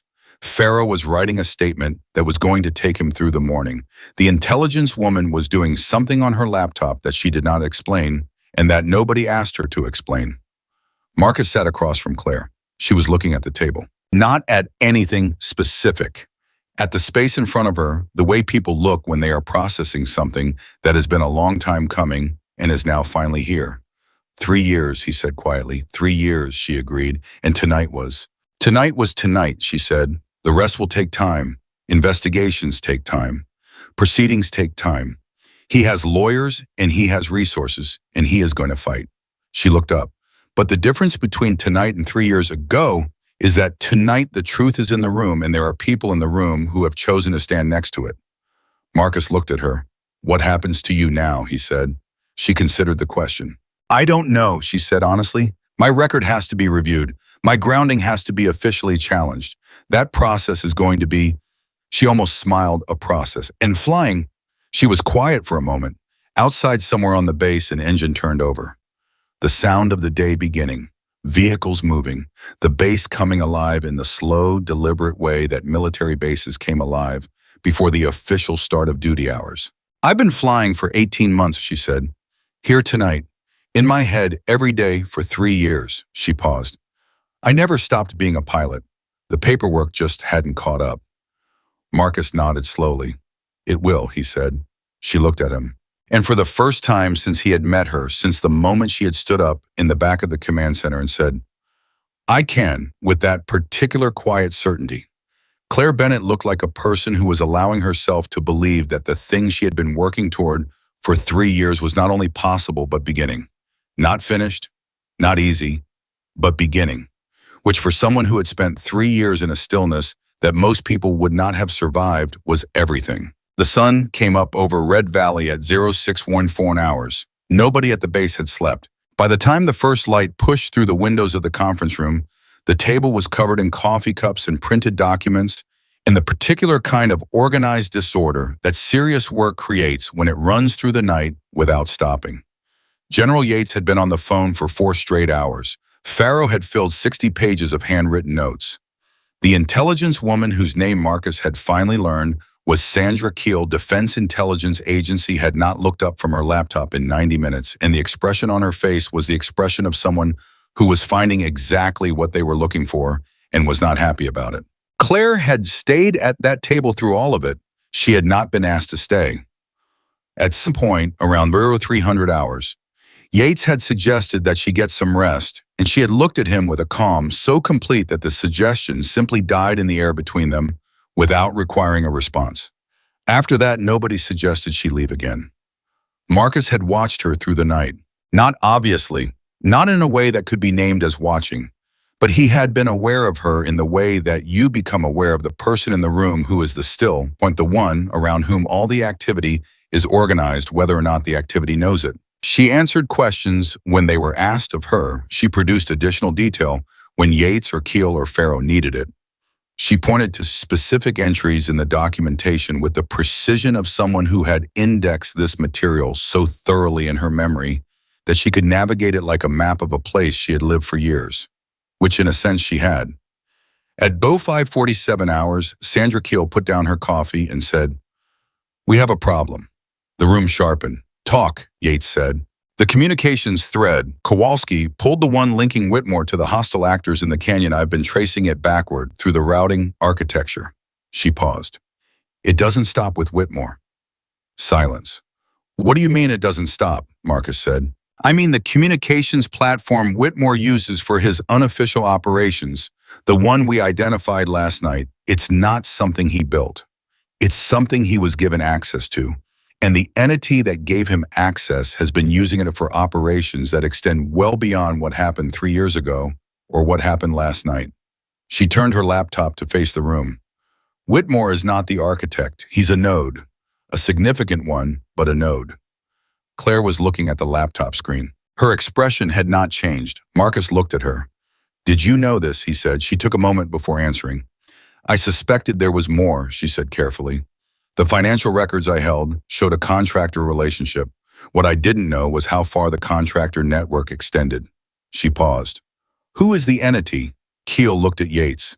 Yates looked at the table for a moment. "That information is going to need to be handled at a level above this room," he said. "But what I can tell you," he looked at Claire directly, "is that what you have been holding for 3 years, the documentation you maintained, is not just the evidence needed to prosecute one general officer.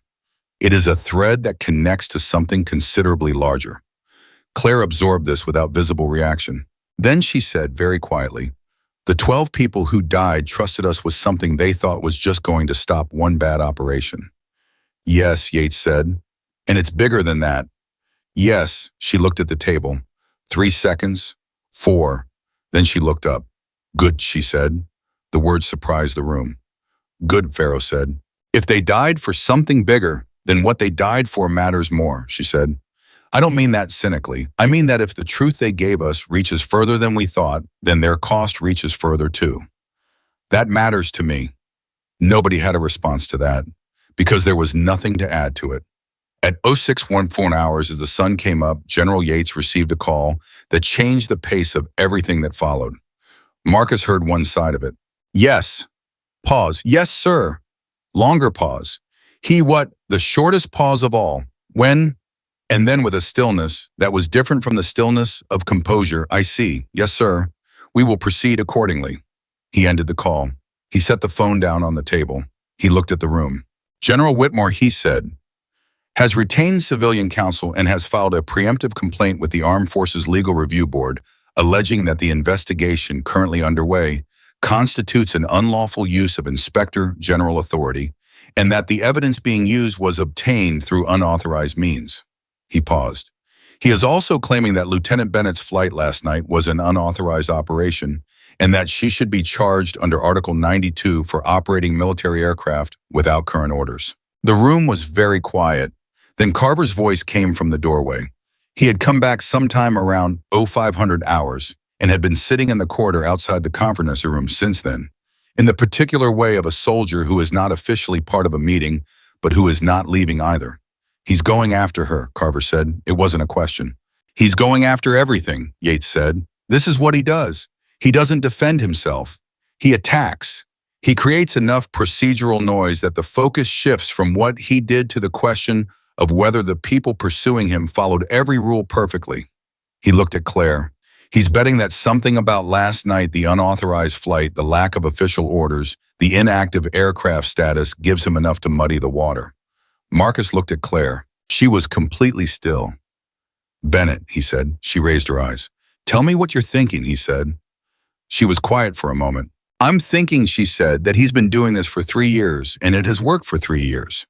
And I'm thinking that the reason it worked for 3 years is that everyone who knew the truth made individual calculations about their own exposure and chose to protect themselves."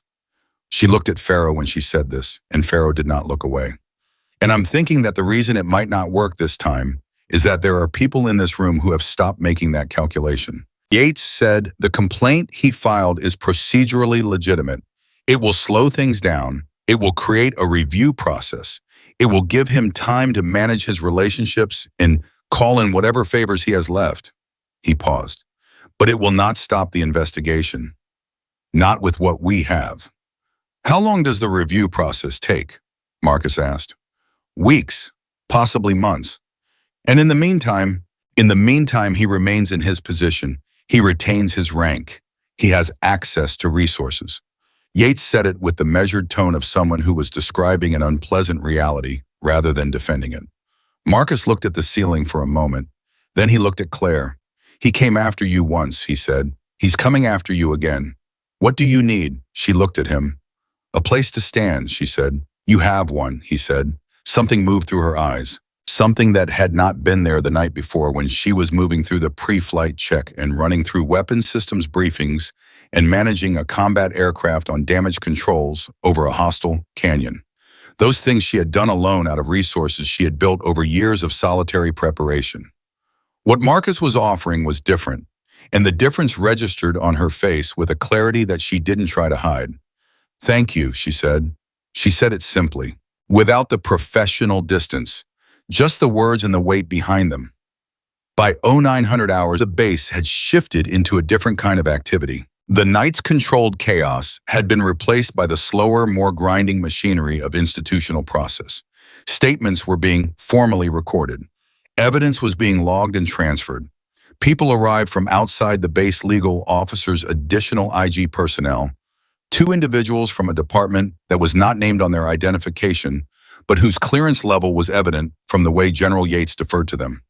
And through all of it, a story was moving. Not officially, not through any sanctioned channel, but in the way that stories move through closed communities, where people are in close quarters, and something extraordinary has happened through conversations in corridors, through the particular kind of silence that soldiers use to communicate what they have understood but cannot say directly.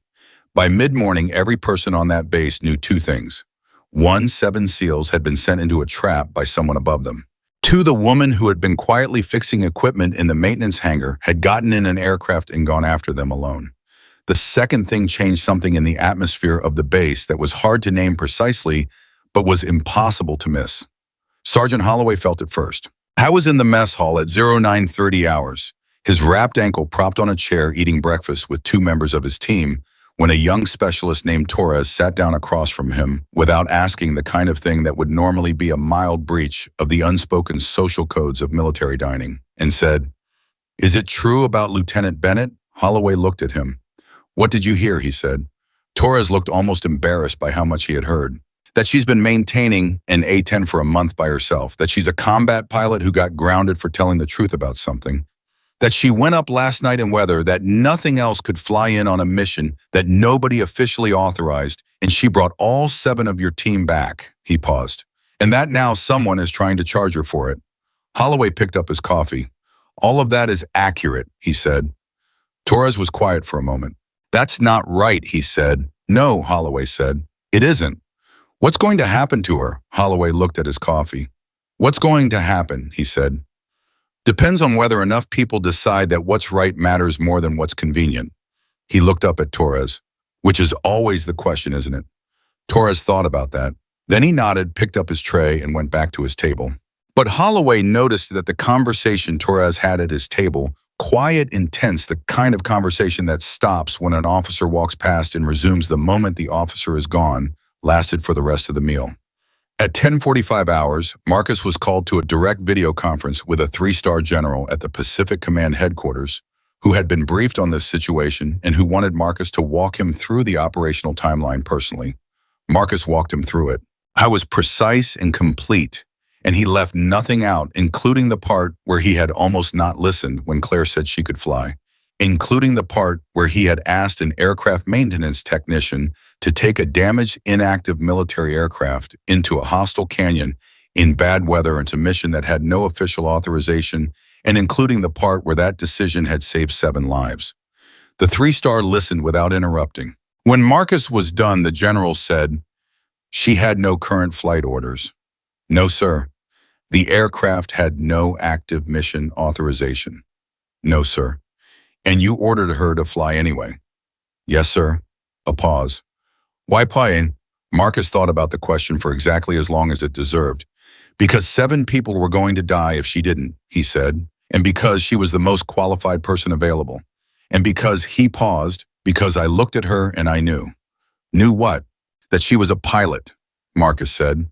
"Not a maintenance technician who happened to have some flight hours. A pilot, in the way that some people simply are the thing they are, regardless of what any paperwork says about them. I knew it the moment she opened her mouth in that command center, and everything that followed confirmed it."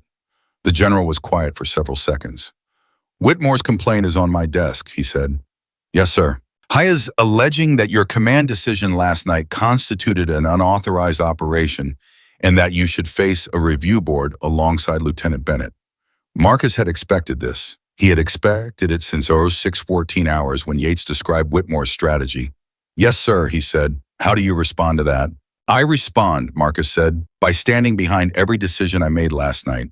I would make the same decisions again, including trusting Lieutenant Bennett with that aircraft. He paused. If there's a review board, I'll be there. I'll say exactly that to whoever is on it.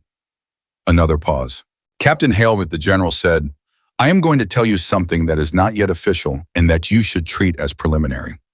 The IG investigation opened last night has been designated as a priority proceeding at the senior level. Evidence has been forwarded that connects General Whitmore not only to the events of last night, but to a significantly broader pattern of conduct. The scope of that investigation is above your pay grade and mine. He paused. What I can tell you is that the complaint Whitmore filed this morning is going to receive a great deal less attention than he is hoping for. Marcus felt the tension in his shoulders ease by precisely 1 degree. And Lieutenant Bennett, he said, that situation, the general said carefully, is being reviewed by people who have the authority to resolve it in a way that is appropriate. He paused. That's all I can say right now. It was enough. Marcus ended the call and went to find Claire. She was in the maintenance hangar, which made complete sense and which he should have known without having to look. She was working on the A-10. The aircraft had been towed back into the hangar after the morning shift started, and she had apparently begun a post-flight damage assessment sometime in the previous hour. She was standing on the work platform beside the left wing, examining the area where the rounds had hit, with the focused expression of someone who is determining the extent of a problem before deciding what to do about it. Marcus climbed the platform stairs. He stood beside her. He looked at the wing damage, 2 entry points. The metal around them was torn in the specific way that ballistic impact tears metal, irregular and violent, surrounded by a pattern of stress fractures that spread outward from each point of impact. The area around the fuel line nick was visible once you knew where to look, a small, almost modest-looking puncture that had nearly ended the night very differently. You knew about the fuel line when you were in the air, he said. I suspected it, she said. I knew about it when the rate of consumption started diverging from the expected curve. And you didn't tell me. She kept her eyes on the wing. I told you I had adequate fuel, she said. That was true. It was technically true. Yes. He looked at the side of her face. You were protecting something, he said. She was quiet for a moment. I was protecting the mission, she said. If I had reported the full picture, you would have had to consider diverting me. And diverting me would have meant Carver's team had a longer window without air cover. She paused. The math was clear. I flew the math. And if the math had been wrong by 5 minutes, it wasn't. Bennett, she looked at him. I know, she said, and her voice for the first time had something in it that was not precision and was not professionalism.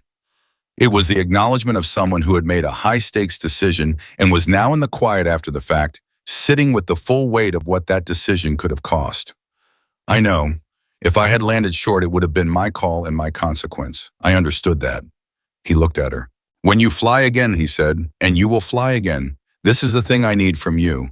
The fuel state, the damage report, the full picture, not the managed version. The full one. She met his eyes. You're saying you want to be in the room with me, she said, not just watching the radar. Yes, he said. She considered this. That's different from what I'm used to, she said. I know, he said. I'm asking you to try it anyway. She looked at the wing for a moment. Okay, she said. At 13:20 hours, everything shifted again. Marcus's radio went off with a signal that was not the standard base frequency. He answered it and listened for 40 seconds without saying a word. Then he said understood and ended the call and stood very still for a moment. Claire was still on the work platform. She looked down at him. What? She said. He looked up at her. Whitmore, he said. He's here.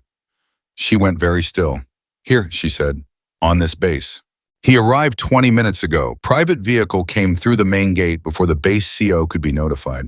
He's in the administration building. He's claiming command authority over the base, and he's demanding that the IG team stand down pending the review board decision. Claire climbed down the platform stairs. She stepped onto the hangar floor. Her expression was completely unreadable. He came here, she said. He came here. Why would he? She stopped. He wants to see whether the people here will hold. That's what I think, Marcus said. He's done this before. He shows up in person. He uses rank. He uses presence. He bets that people who are 2 levels below him will fold when he's physically in the room. Has it worked before? She said. According to Pharaoh, Marcus said 3 times. She took a slow breath. Not today, she said. She walked toward the hangar door. Marcus fell into step beside her. They crossed the base in the morning heat, moving with the particular purposeful pace of two people who are going somewhere and are not going to be stopped from getting there. The administration building was a 5-minute walk from the maintenance hangar. They covered it in 3.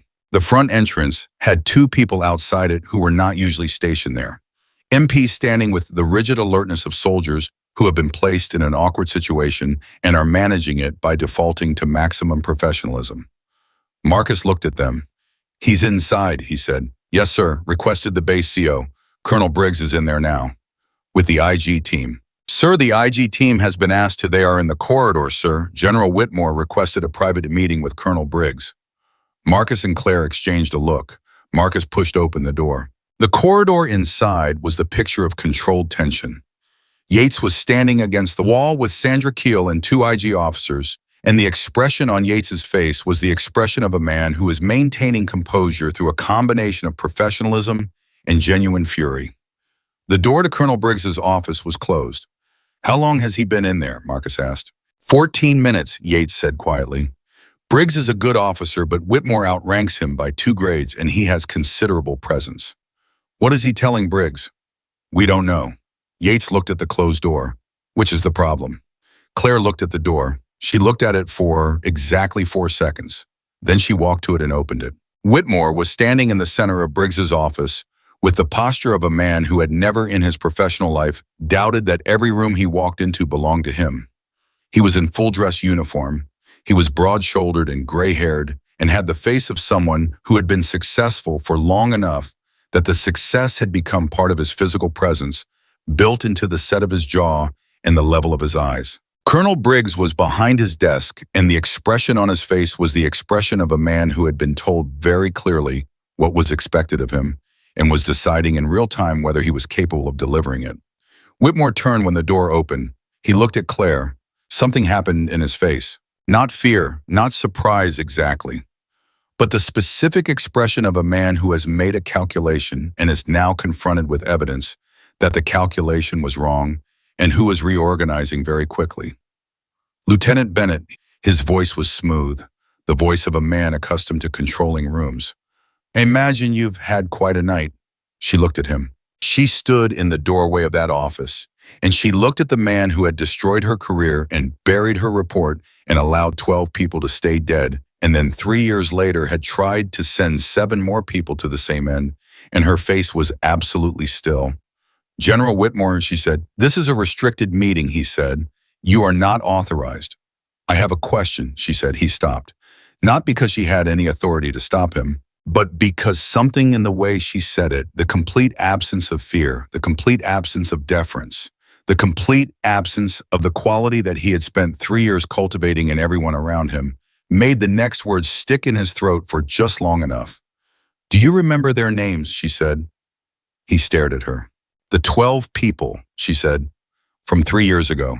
The assets we exposed because you used an unsecured communication pathway rather than disclose a contractor relationship.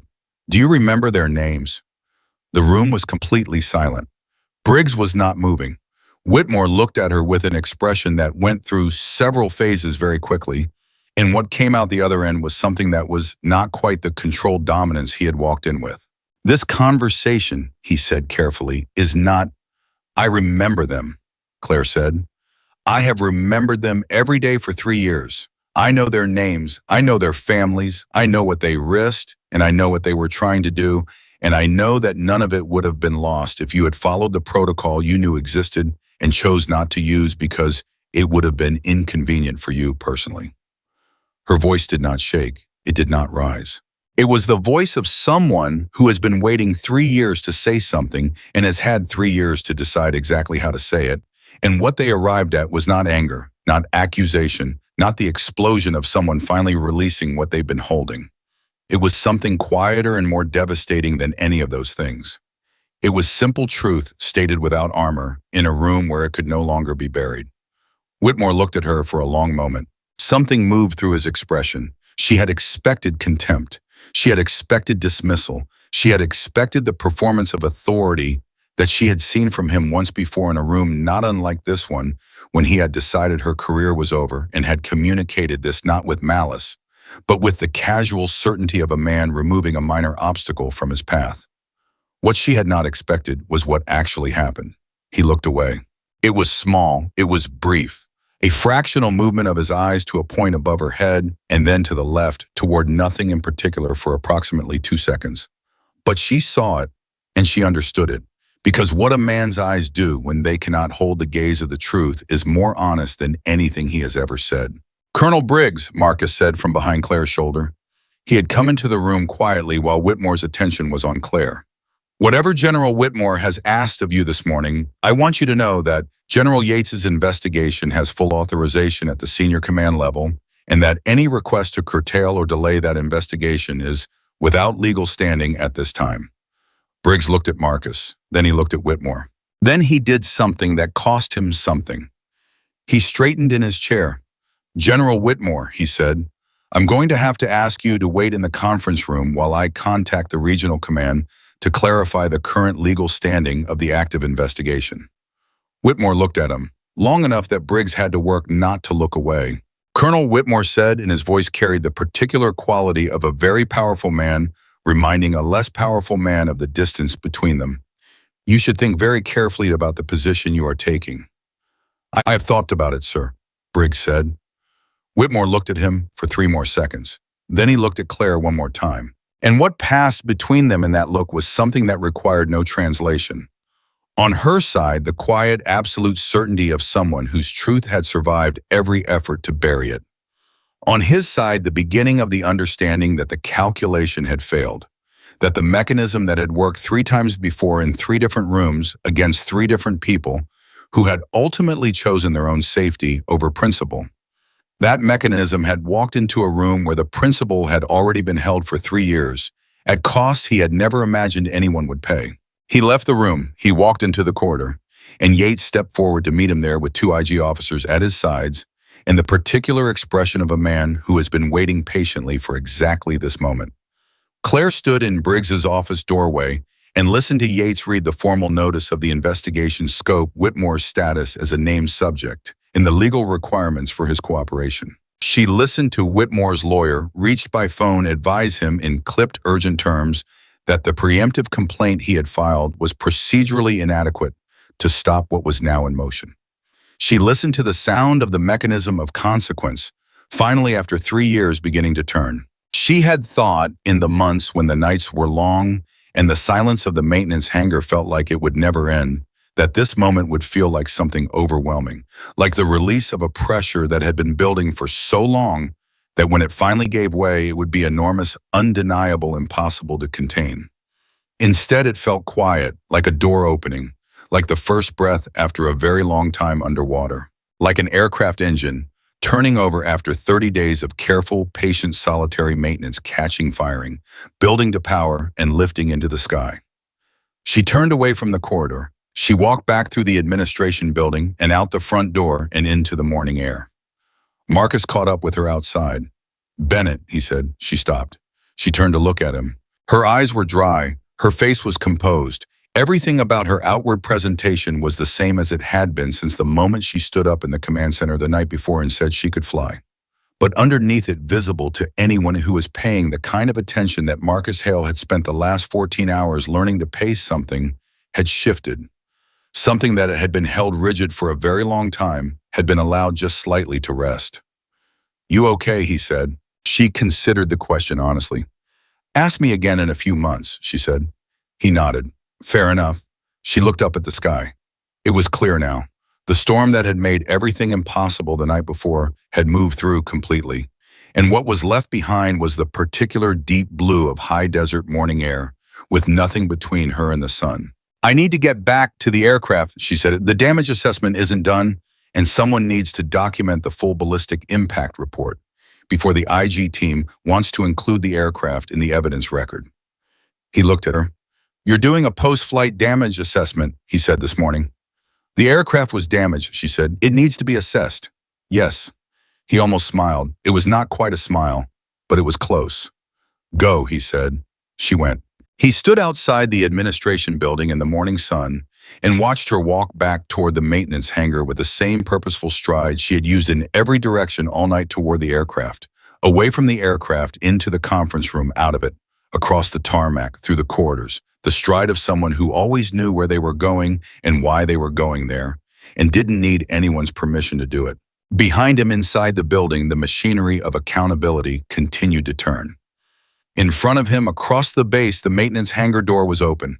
And somewhere in there, Claire Bennett was already at work. The damage assessment took Claire 4 hours and 20 minutes. Not because the damage was so extensive that it required that much time, but because she was thorough in the way that people are thorough when the work they are doing is the work that matters most to them. And because the A-10 deserved nothing less than her full attention after what it had given the night before. She documented every impact point. She photographed every stress fracture. She wrote up the fuel system failure in clinical precise language that would have been completely at home in an official accident investigation report, which it was going to become because by 1100 hours, the IG team had formally added the aircraft to the evidence inventory, and 2 of their technical personnel had come to the hangar to observe her assessment. She let them observe. She explained what she was finding as she found it, walking them through the damage chronology. This hit came first based on the trajectory angle. This one came approximately 2 seconds later during the second pass. This is where the fuel line was nicked. This is why the consumption rate changed. This is why the left aileron degraded at the rate it did. She spoke the way she always spoke, directly, precisely, without editorializing. And the 2 IG technical officers took notes and asked occasional questions. And by the end of the 4 hours, had the expressions of people who had come to document damage and had received instead a masterclass in what a combat pilot's relationship with their aircraft actually looks like. At 1:40 hours, one of them, a young captain named Ellis, said, "Lieutenant, you've been awake for what, 32 hours?" Claire looked up from the fuel system documentation she was completing.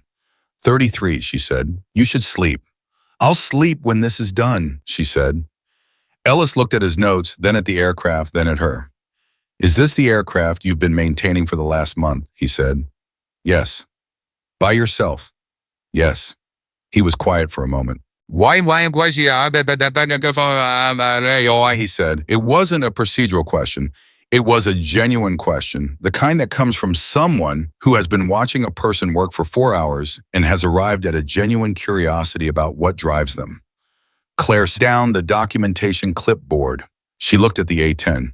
"Because it was worth maintaining," she said. "Because some things are worth keeping ready even when the world around you has decided they're finished." She paused. "And because I needed to believe that staying ready meant something." Ellis looked at her for a long moment. "It meant 7 people came home," he said. She picked up the clipboard. "Yes," she said, "it did." She finished the documentation at 14:12 hours. She handed the completed assessment to Ellis, signed it, dated it, and walked out of the hangar into the afternoon heat. She stood outside for a moment. The base had settled into a different rhythm from the controlled chaos of the morning. The vehicles from the regional command and the IG office were still present, but the frantic quality of early morning had given way to the methodical pace of people who are doing something that is going to take longer than one day and who have organized themselves accordingly. Somewhere on the base, she knew Whitmore was in a room with lawyers and IG officers and was engaged in the particular grinding process of a powerful man being required to account for himself. She had not wanted to be in that room. She had said what she needed to say in Briggs's office. The rest belonged to the process. She went to the mess hall and ate something she could not afterward have told you with certainty what it was, and drank water and sat at an empty table in the corner and allowed herself for the first time in 33 hours to simply be still without any immediate demand on her attention. It lasted approximately 8 minutes. Then Kowalski sat down across from her. He set a coffee in front of her without asking if she wanted one, which she did, and he sat with his own coffee and looked at her with the expression of a man who has something to say and is deciding how to say it. "Kowalski," she said. "Lieutenant." "Say it." He looked at his coffee. "I knew something was wrong with the authorization chain for last night's mission," he said. "I told Captain Hale I had questions. I didn't tell him how serious those questions were." He paused. "I had enough to push harder than I did. I made a decision not to because pushing harder meant naming a name, and naming that name had consequences I wasn't ready to accept. She looked at him. And now, she said, now I've given a full statement to the IG team, he said, including the things I didn't say last night. He paused again. I wanted you to know that. She was quiet for a moment. Why did you want me to know? She said. Because the reason I finally said it, he said, was watching you. Not just last night, this morning, in that office with Whitmore. He met her eyes. You've been holding this for 3 years without anyone in your corner. I've been holding mine for 3 weeks, and it was already eating me alive. He shook his head. I don't know how you did it. She looked at her coffee. You do what you have to do, she said, and you hold on to the thing that tells you why it matters. She paused. For me, that was the aircraft. He nodded. They sat together for a moment in the specific, companionable silence of two people who understand each other better than they expected to. Then Kowalski's radio went off. He answered it, listened, and looked at her. Captain Hale wants you in the conference room, he said, now. The word now had a quality that made her set down the coffee immediately. She followed Kowalski back to the conference room at a pace that was not quite running. Marcus was at the head of the table when she walked in. Yates was beside him. Sandra Keel was on a laptop. Farrow was there looking like a man who had been through something significant and was still processing the aftermath. And there were two people she had not seen before, both in uniform, both with the rank insignia of people who did not routinely attend meetings at forward training bases in the Arizona desert. The door closed behind her. Marcus looked at her. Sit down, he said. She sat. 40 minutes ago, Yates said. General Whitmore requested to speak with the lead IG investigator privately. In that meeting, he made a statement. He paused. He has agreed to cooperate with the investigation in exchange for a negotiated resolution of certain charges. Claire absorbed this. He's making a deal, she said. He's attempting to, Yates said carefully. The terms are not yet agreed. What he has offered as a demonstration of good faith is a complete account of the contractor relationship and the unauthorized communication pathway. He has also, Yates paused, and the pause had a quality that told her the next thing was significant. Provided the names of 3 additional individuals within the senior command structure who had knowledge of the original operation's failure and who participated in the subsequent suppression of your report. The room was quiet. 3 people, she said. 3 people above Whitmore's level at the time, Yates said. People who made Whitmore's cover-up possible and who have continued to benefit from it since. She looked at the table. Then she looked up. This is a deal that keeps him from the worst charges, she said. Some of the worst charges, Yates said. Yes. And the 12 people who died. Their cases, Yates said carefully, are addressed in the formal record. Their names, their contributions, their families' recognition, those are part of the terms, Claire. Non-negotiable terms that his legal team has already agreed to in principle. She was quiet for a longer moment this time. She thought about what it felt like to hold 12 names for 3 years.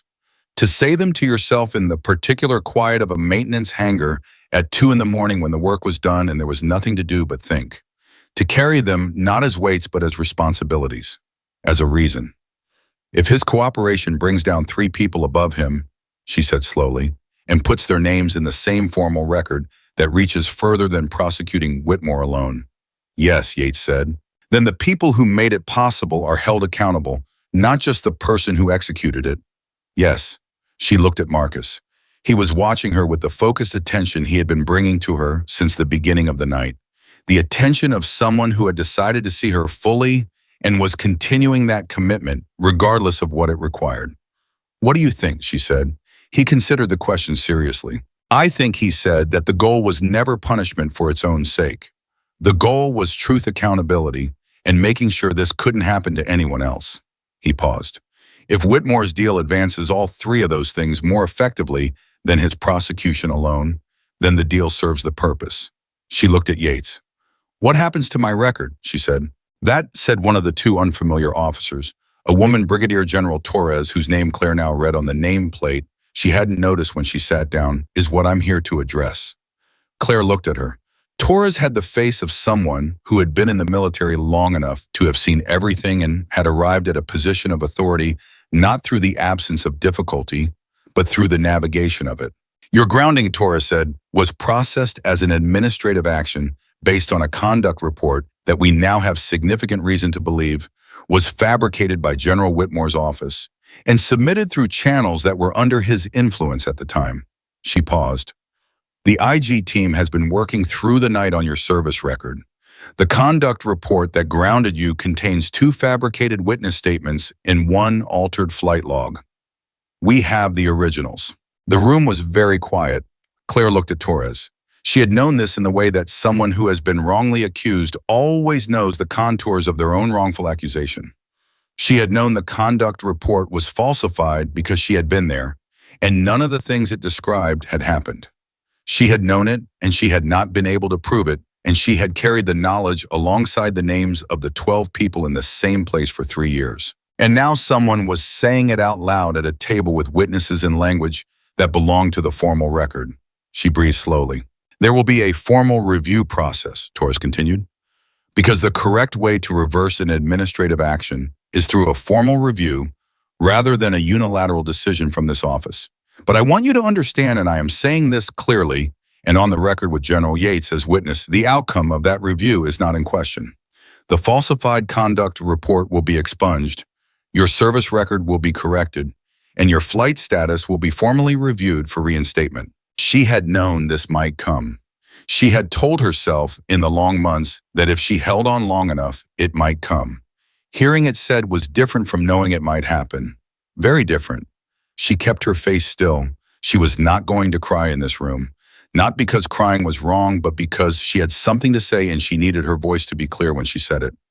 General Torres, she said, I have one request. Name it, Torres said. The flight review, Claire said. I want it done at a full active duty standard. Full proficiency evaluation. Instruments, check tactical systems, check combat configuration assessment. I don't want it lowered because of the circumstance or because someone thinks it would be a nice gesture to pass me through quickly. She paused.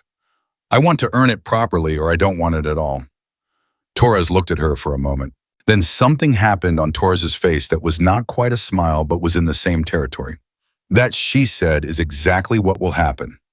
At 1600 hours, Marcus found Carver in the break room. Carver was sitting with 2 members of his team and they were not talking. They were just sitting together in the particular way that people sit together after shared danger present, in the same space, not needing words. The shared experience making language temporarily beside the point.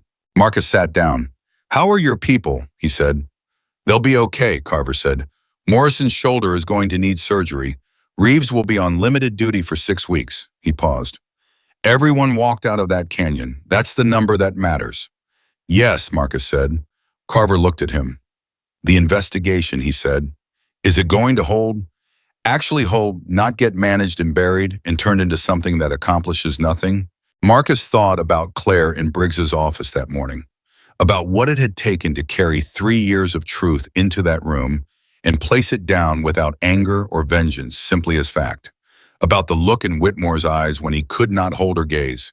Yes, he said, I believe it's going to hold. Carver nodded slowly. Because of her, he said. Because of a lot of people, Marcus said. But she was the first one who decided it mattered enough to maintain it. Alone for 3 years. He paused. Without that, none of the rest of it would have had anything to build on. Carver looked at his hands. I want to tell you something, he said. When we were in that canyon, in the last 20 minutes before she arrived, I did the math. I'm a realistic person. I ran the numbers on our position and our resources and the force arrayed against us, and I arrived at a conclusion I've only arrived at twice before in my career. He paused. I thought we weren't coming home, he said. The break room was very quiet. And then we heard this aircraft, Carver said. And Reeves started crying like Holloway told you. And Morrison, who has not shown an emotion at work in 11 years, who is the most locked down human being I have ever served with. Morrison looked up at that sound and he said, Carver stopped, cleared his throat. He said, somebody came. That's all he said. Somebody came. Marcus said nothing because there was nothing to say. I want to make sure she knows it, Carver said. Not as a tactical debriefing, as a person.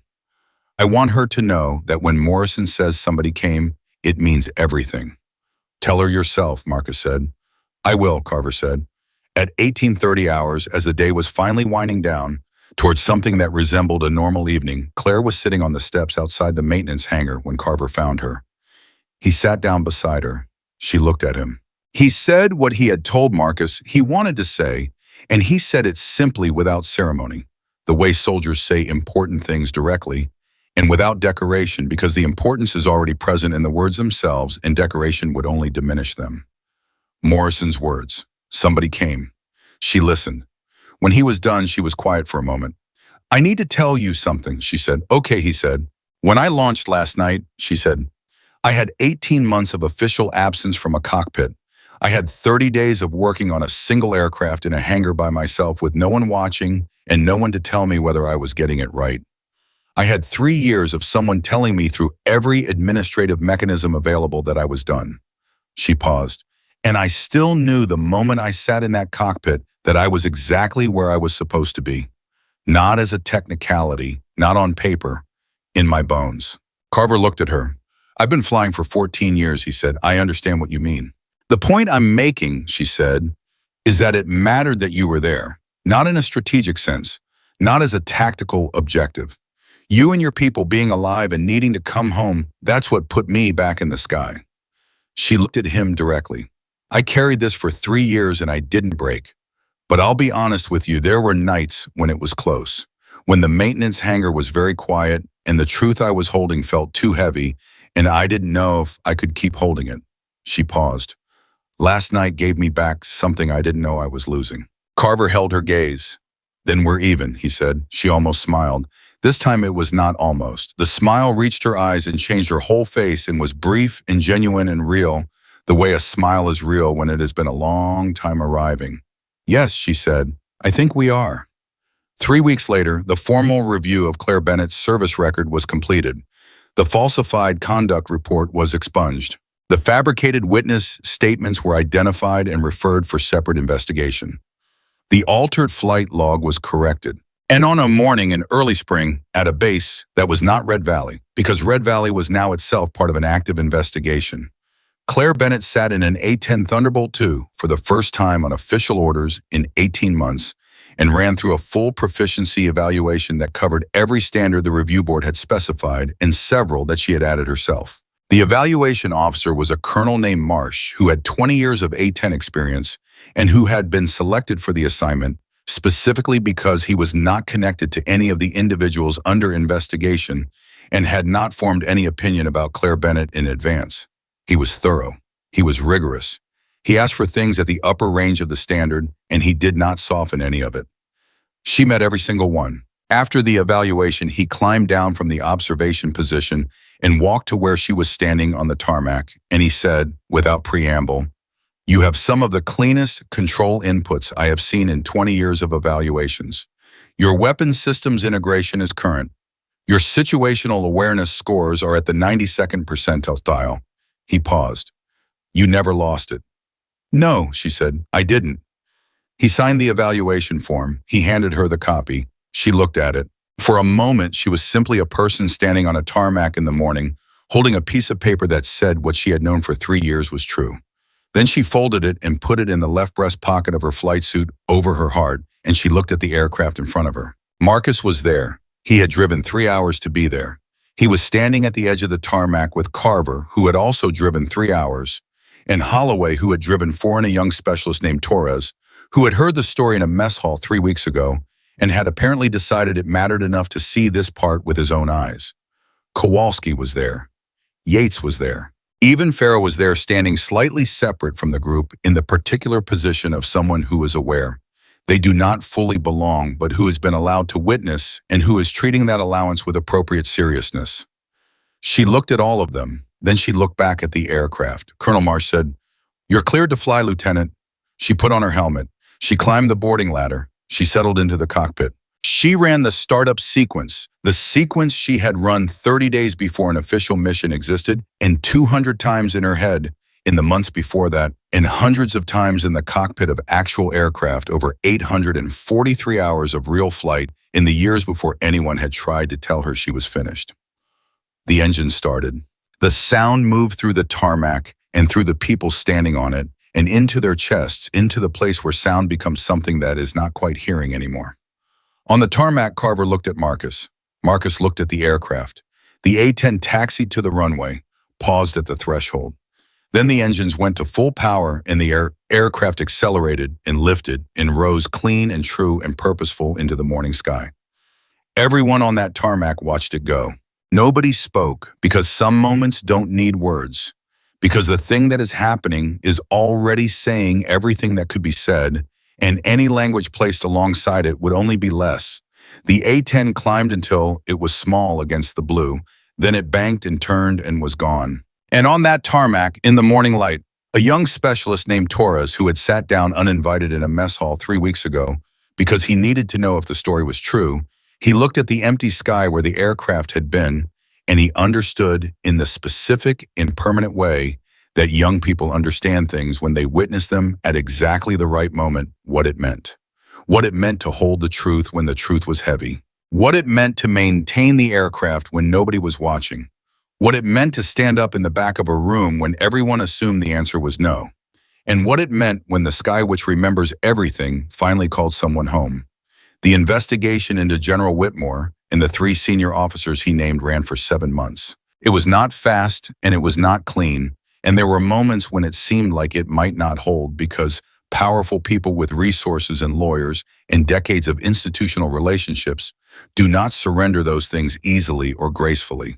But it held because the documentation was complete, because the witnesses were credible, because Pharaoh stood up and said what he should have said 3 years earlier and said it clearly and did not look away.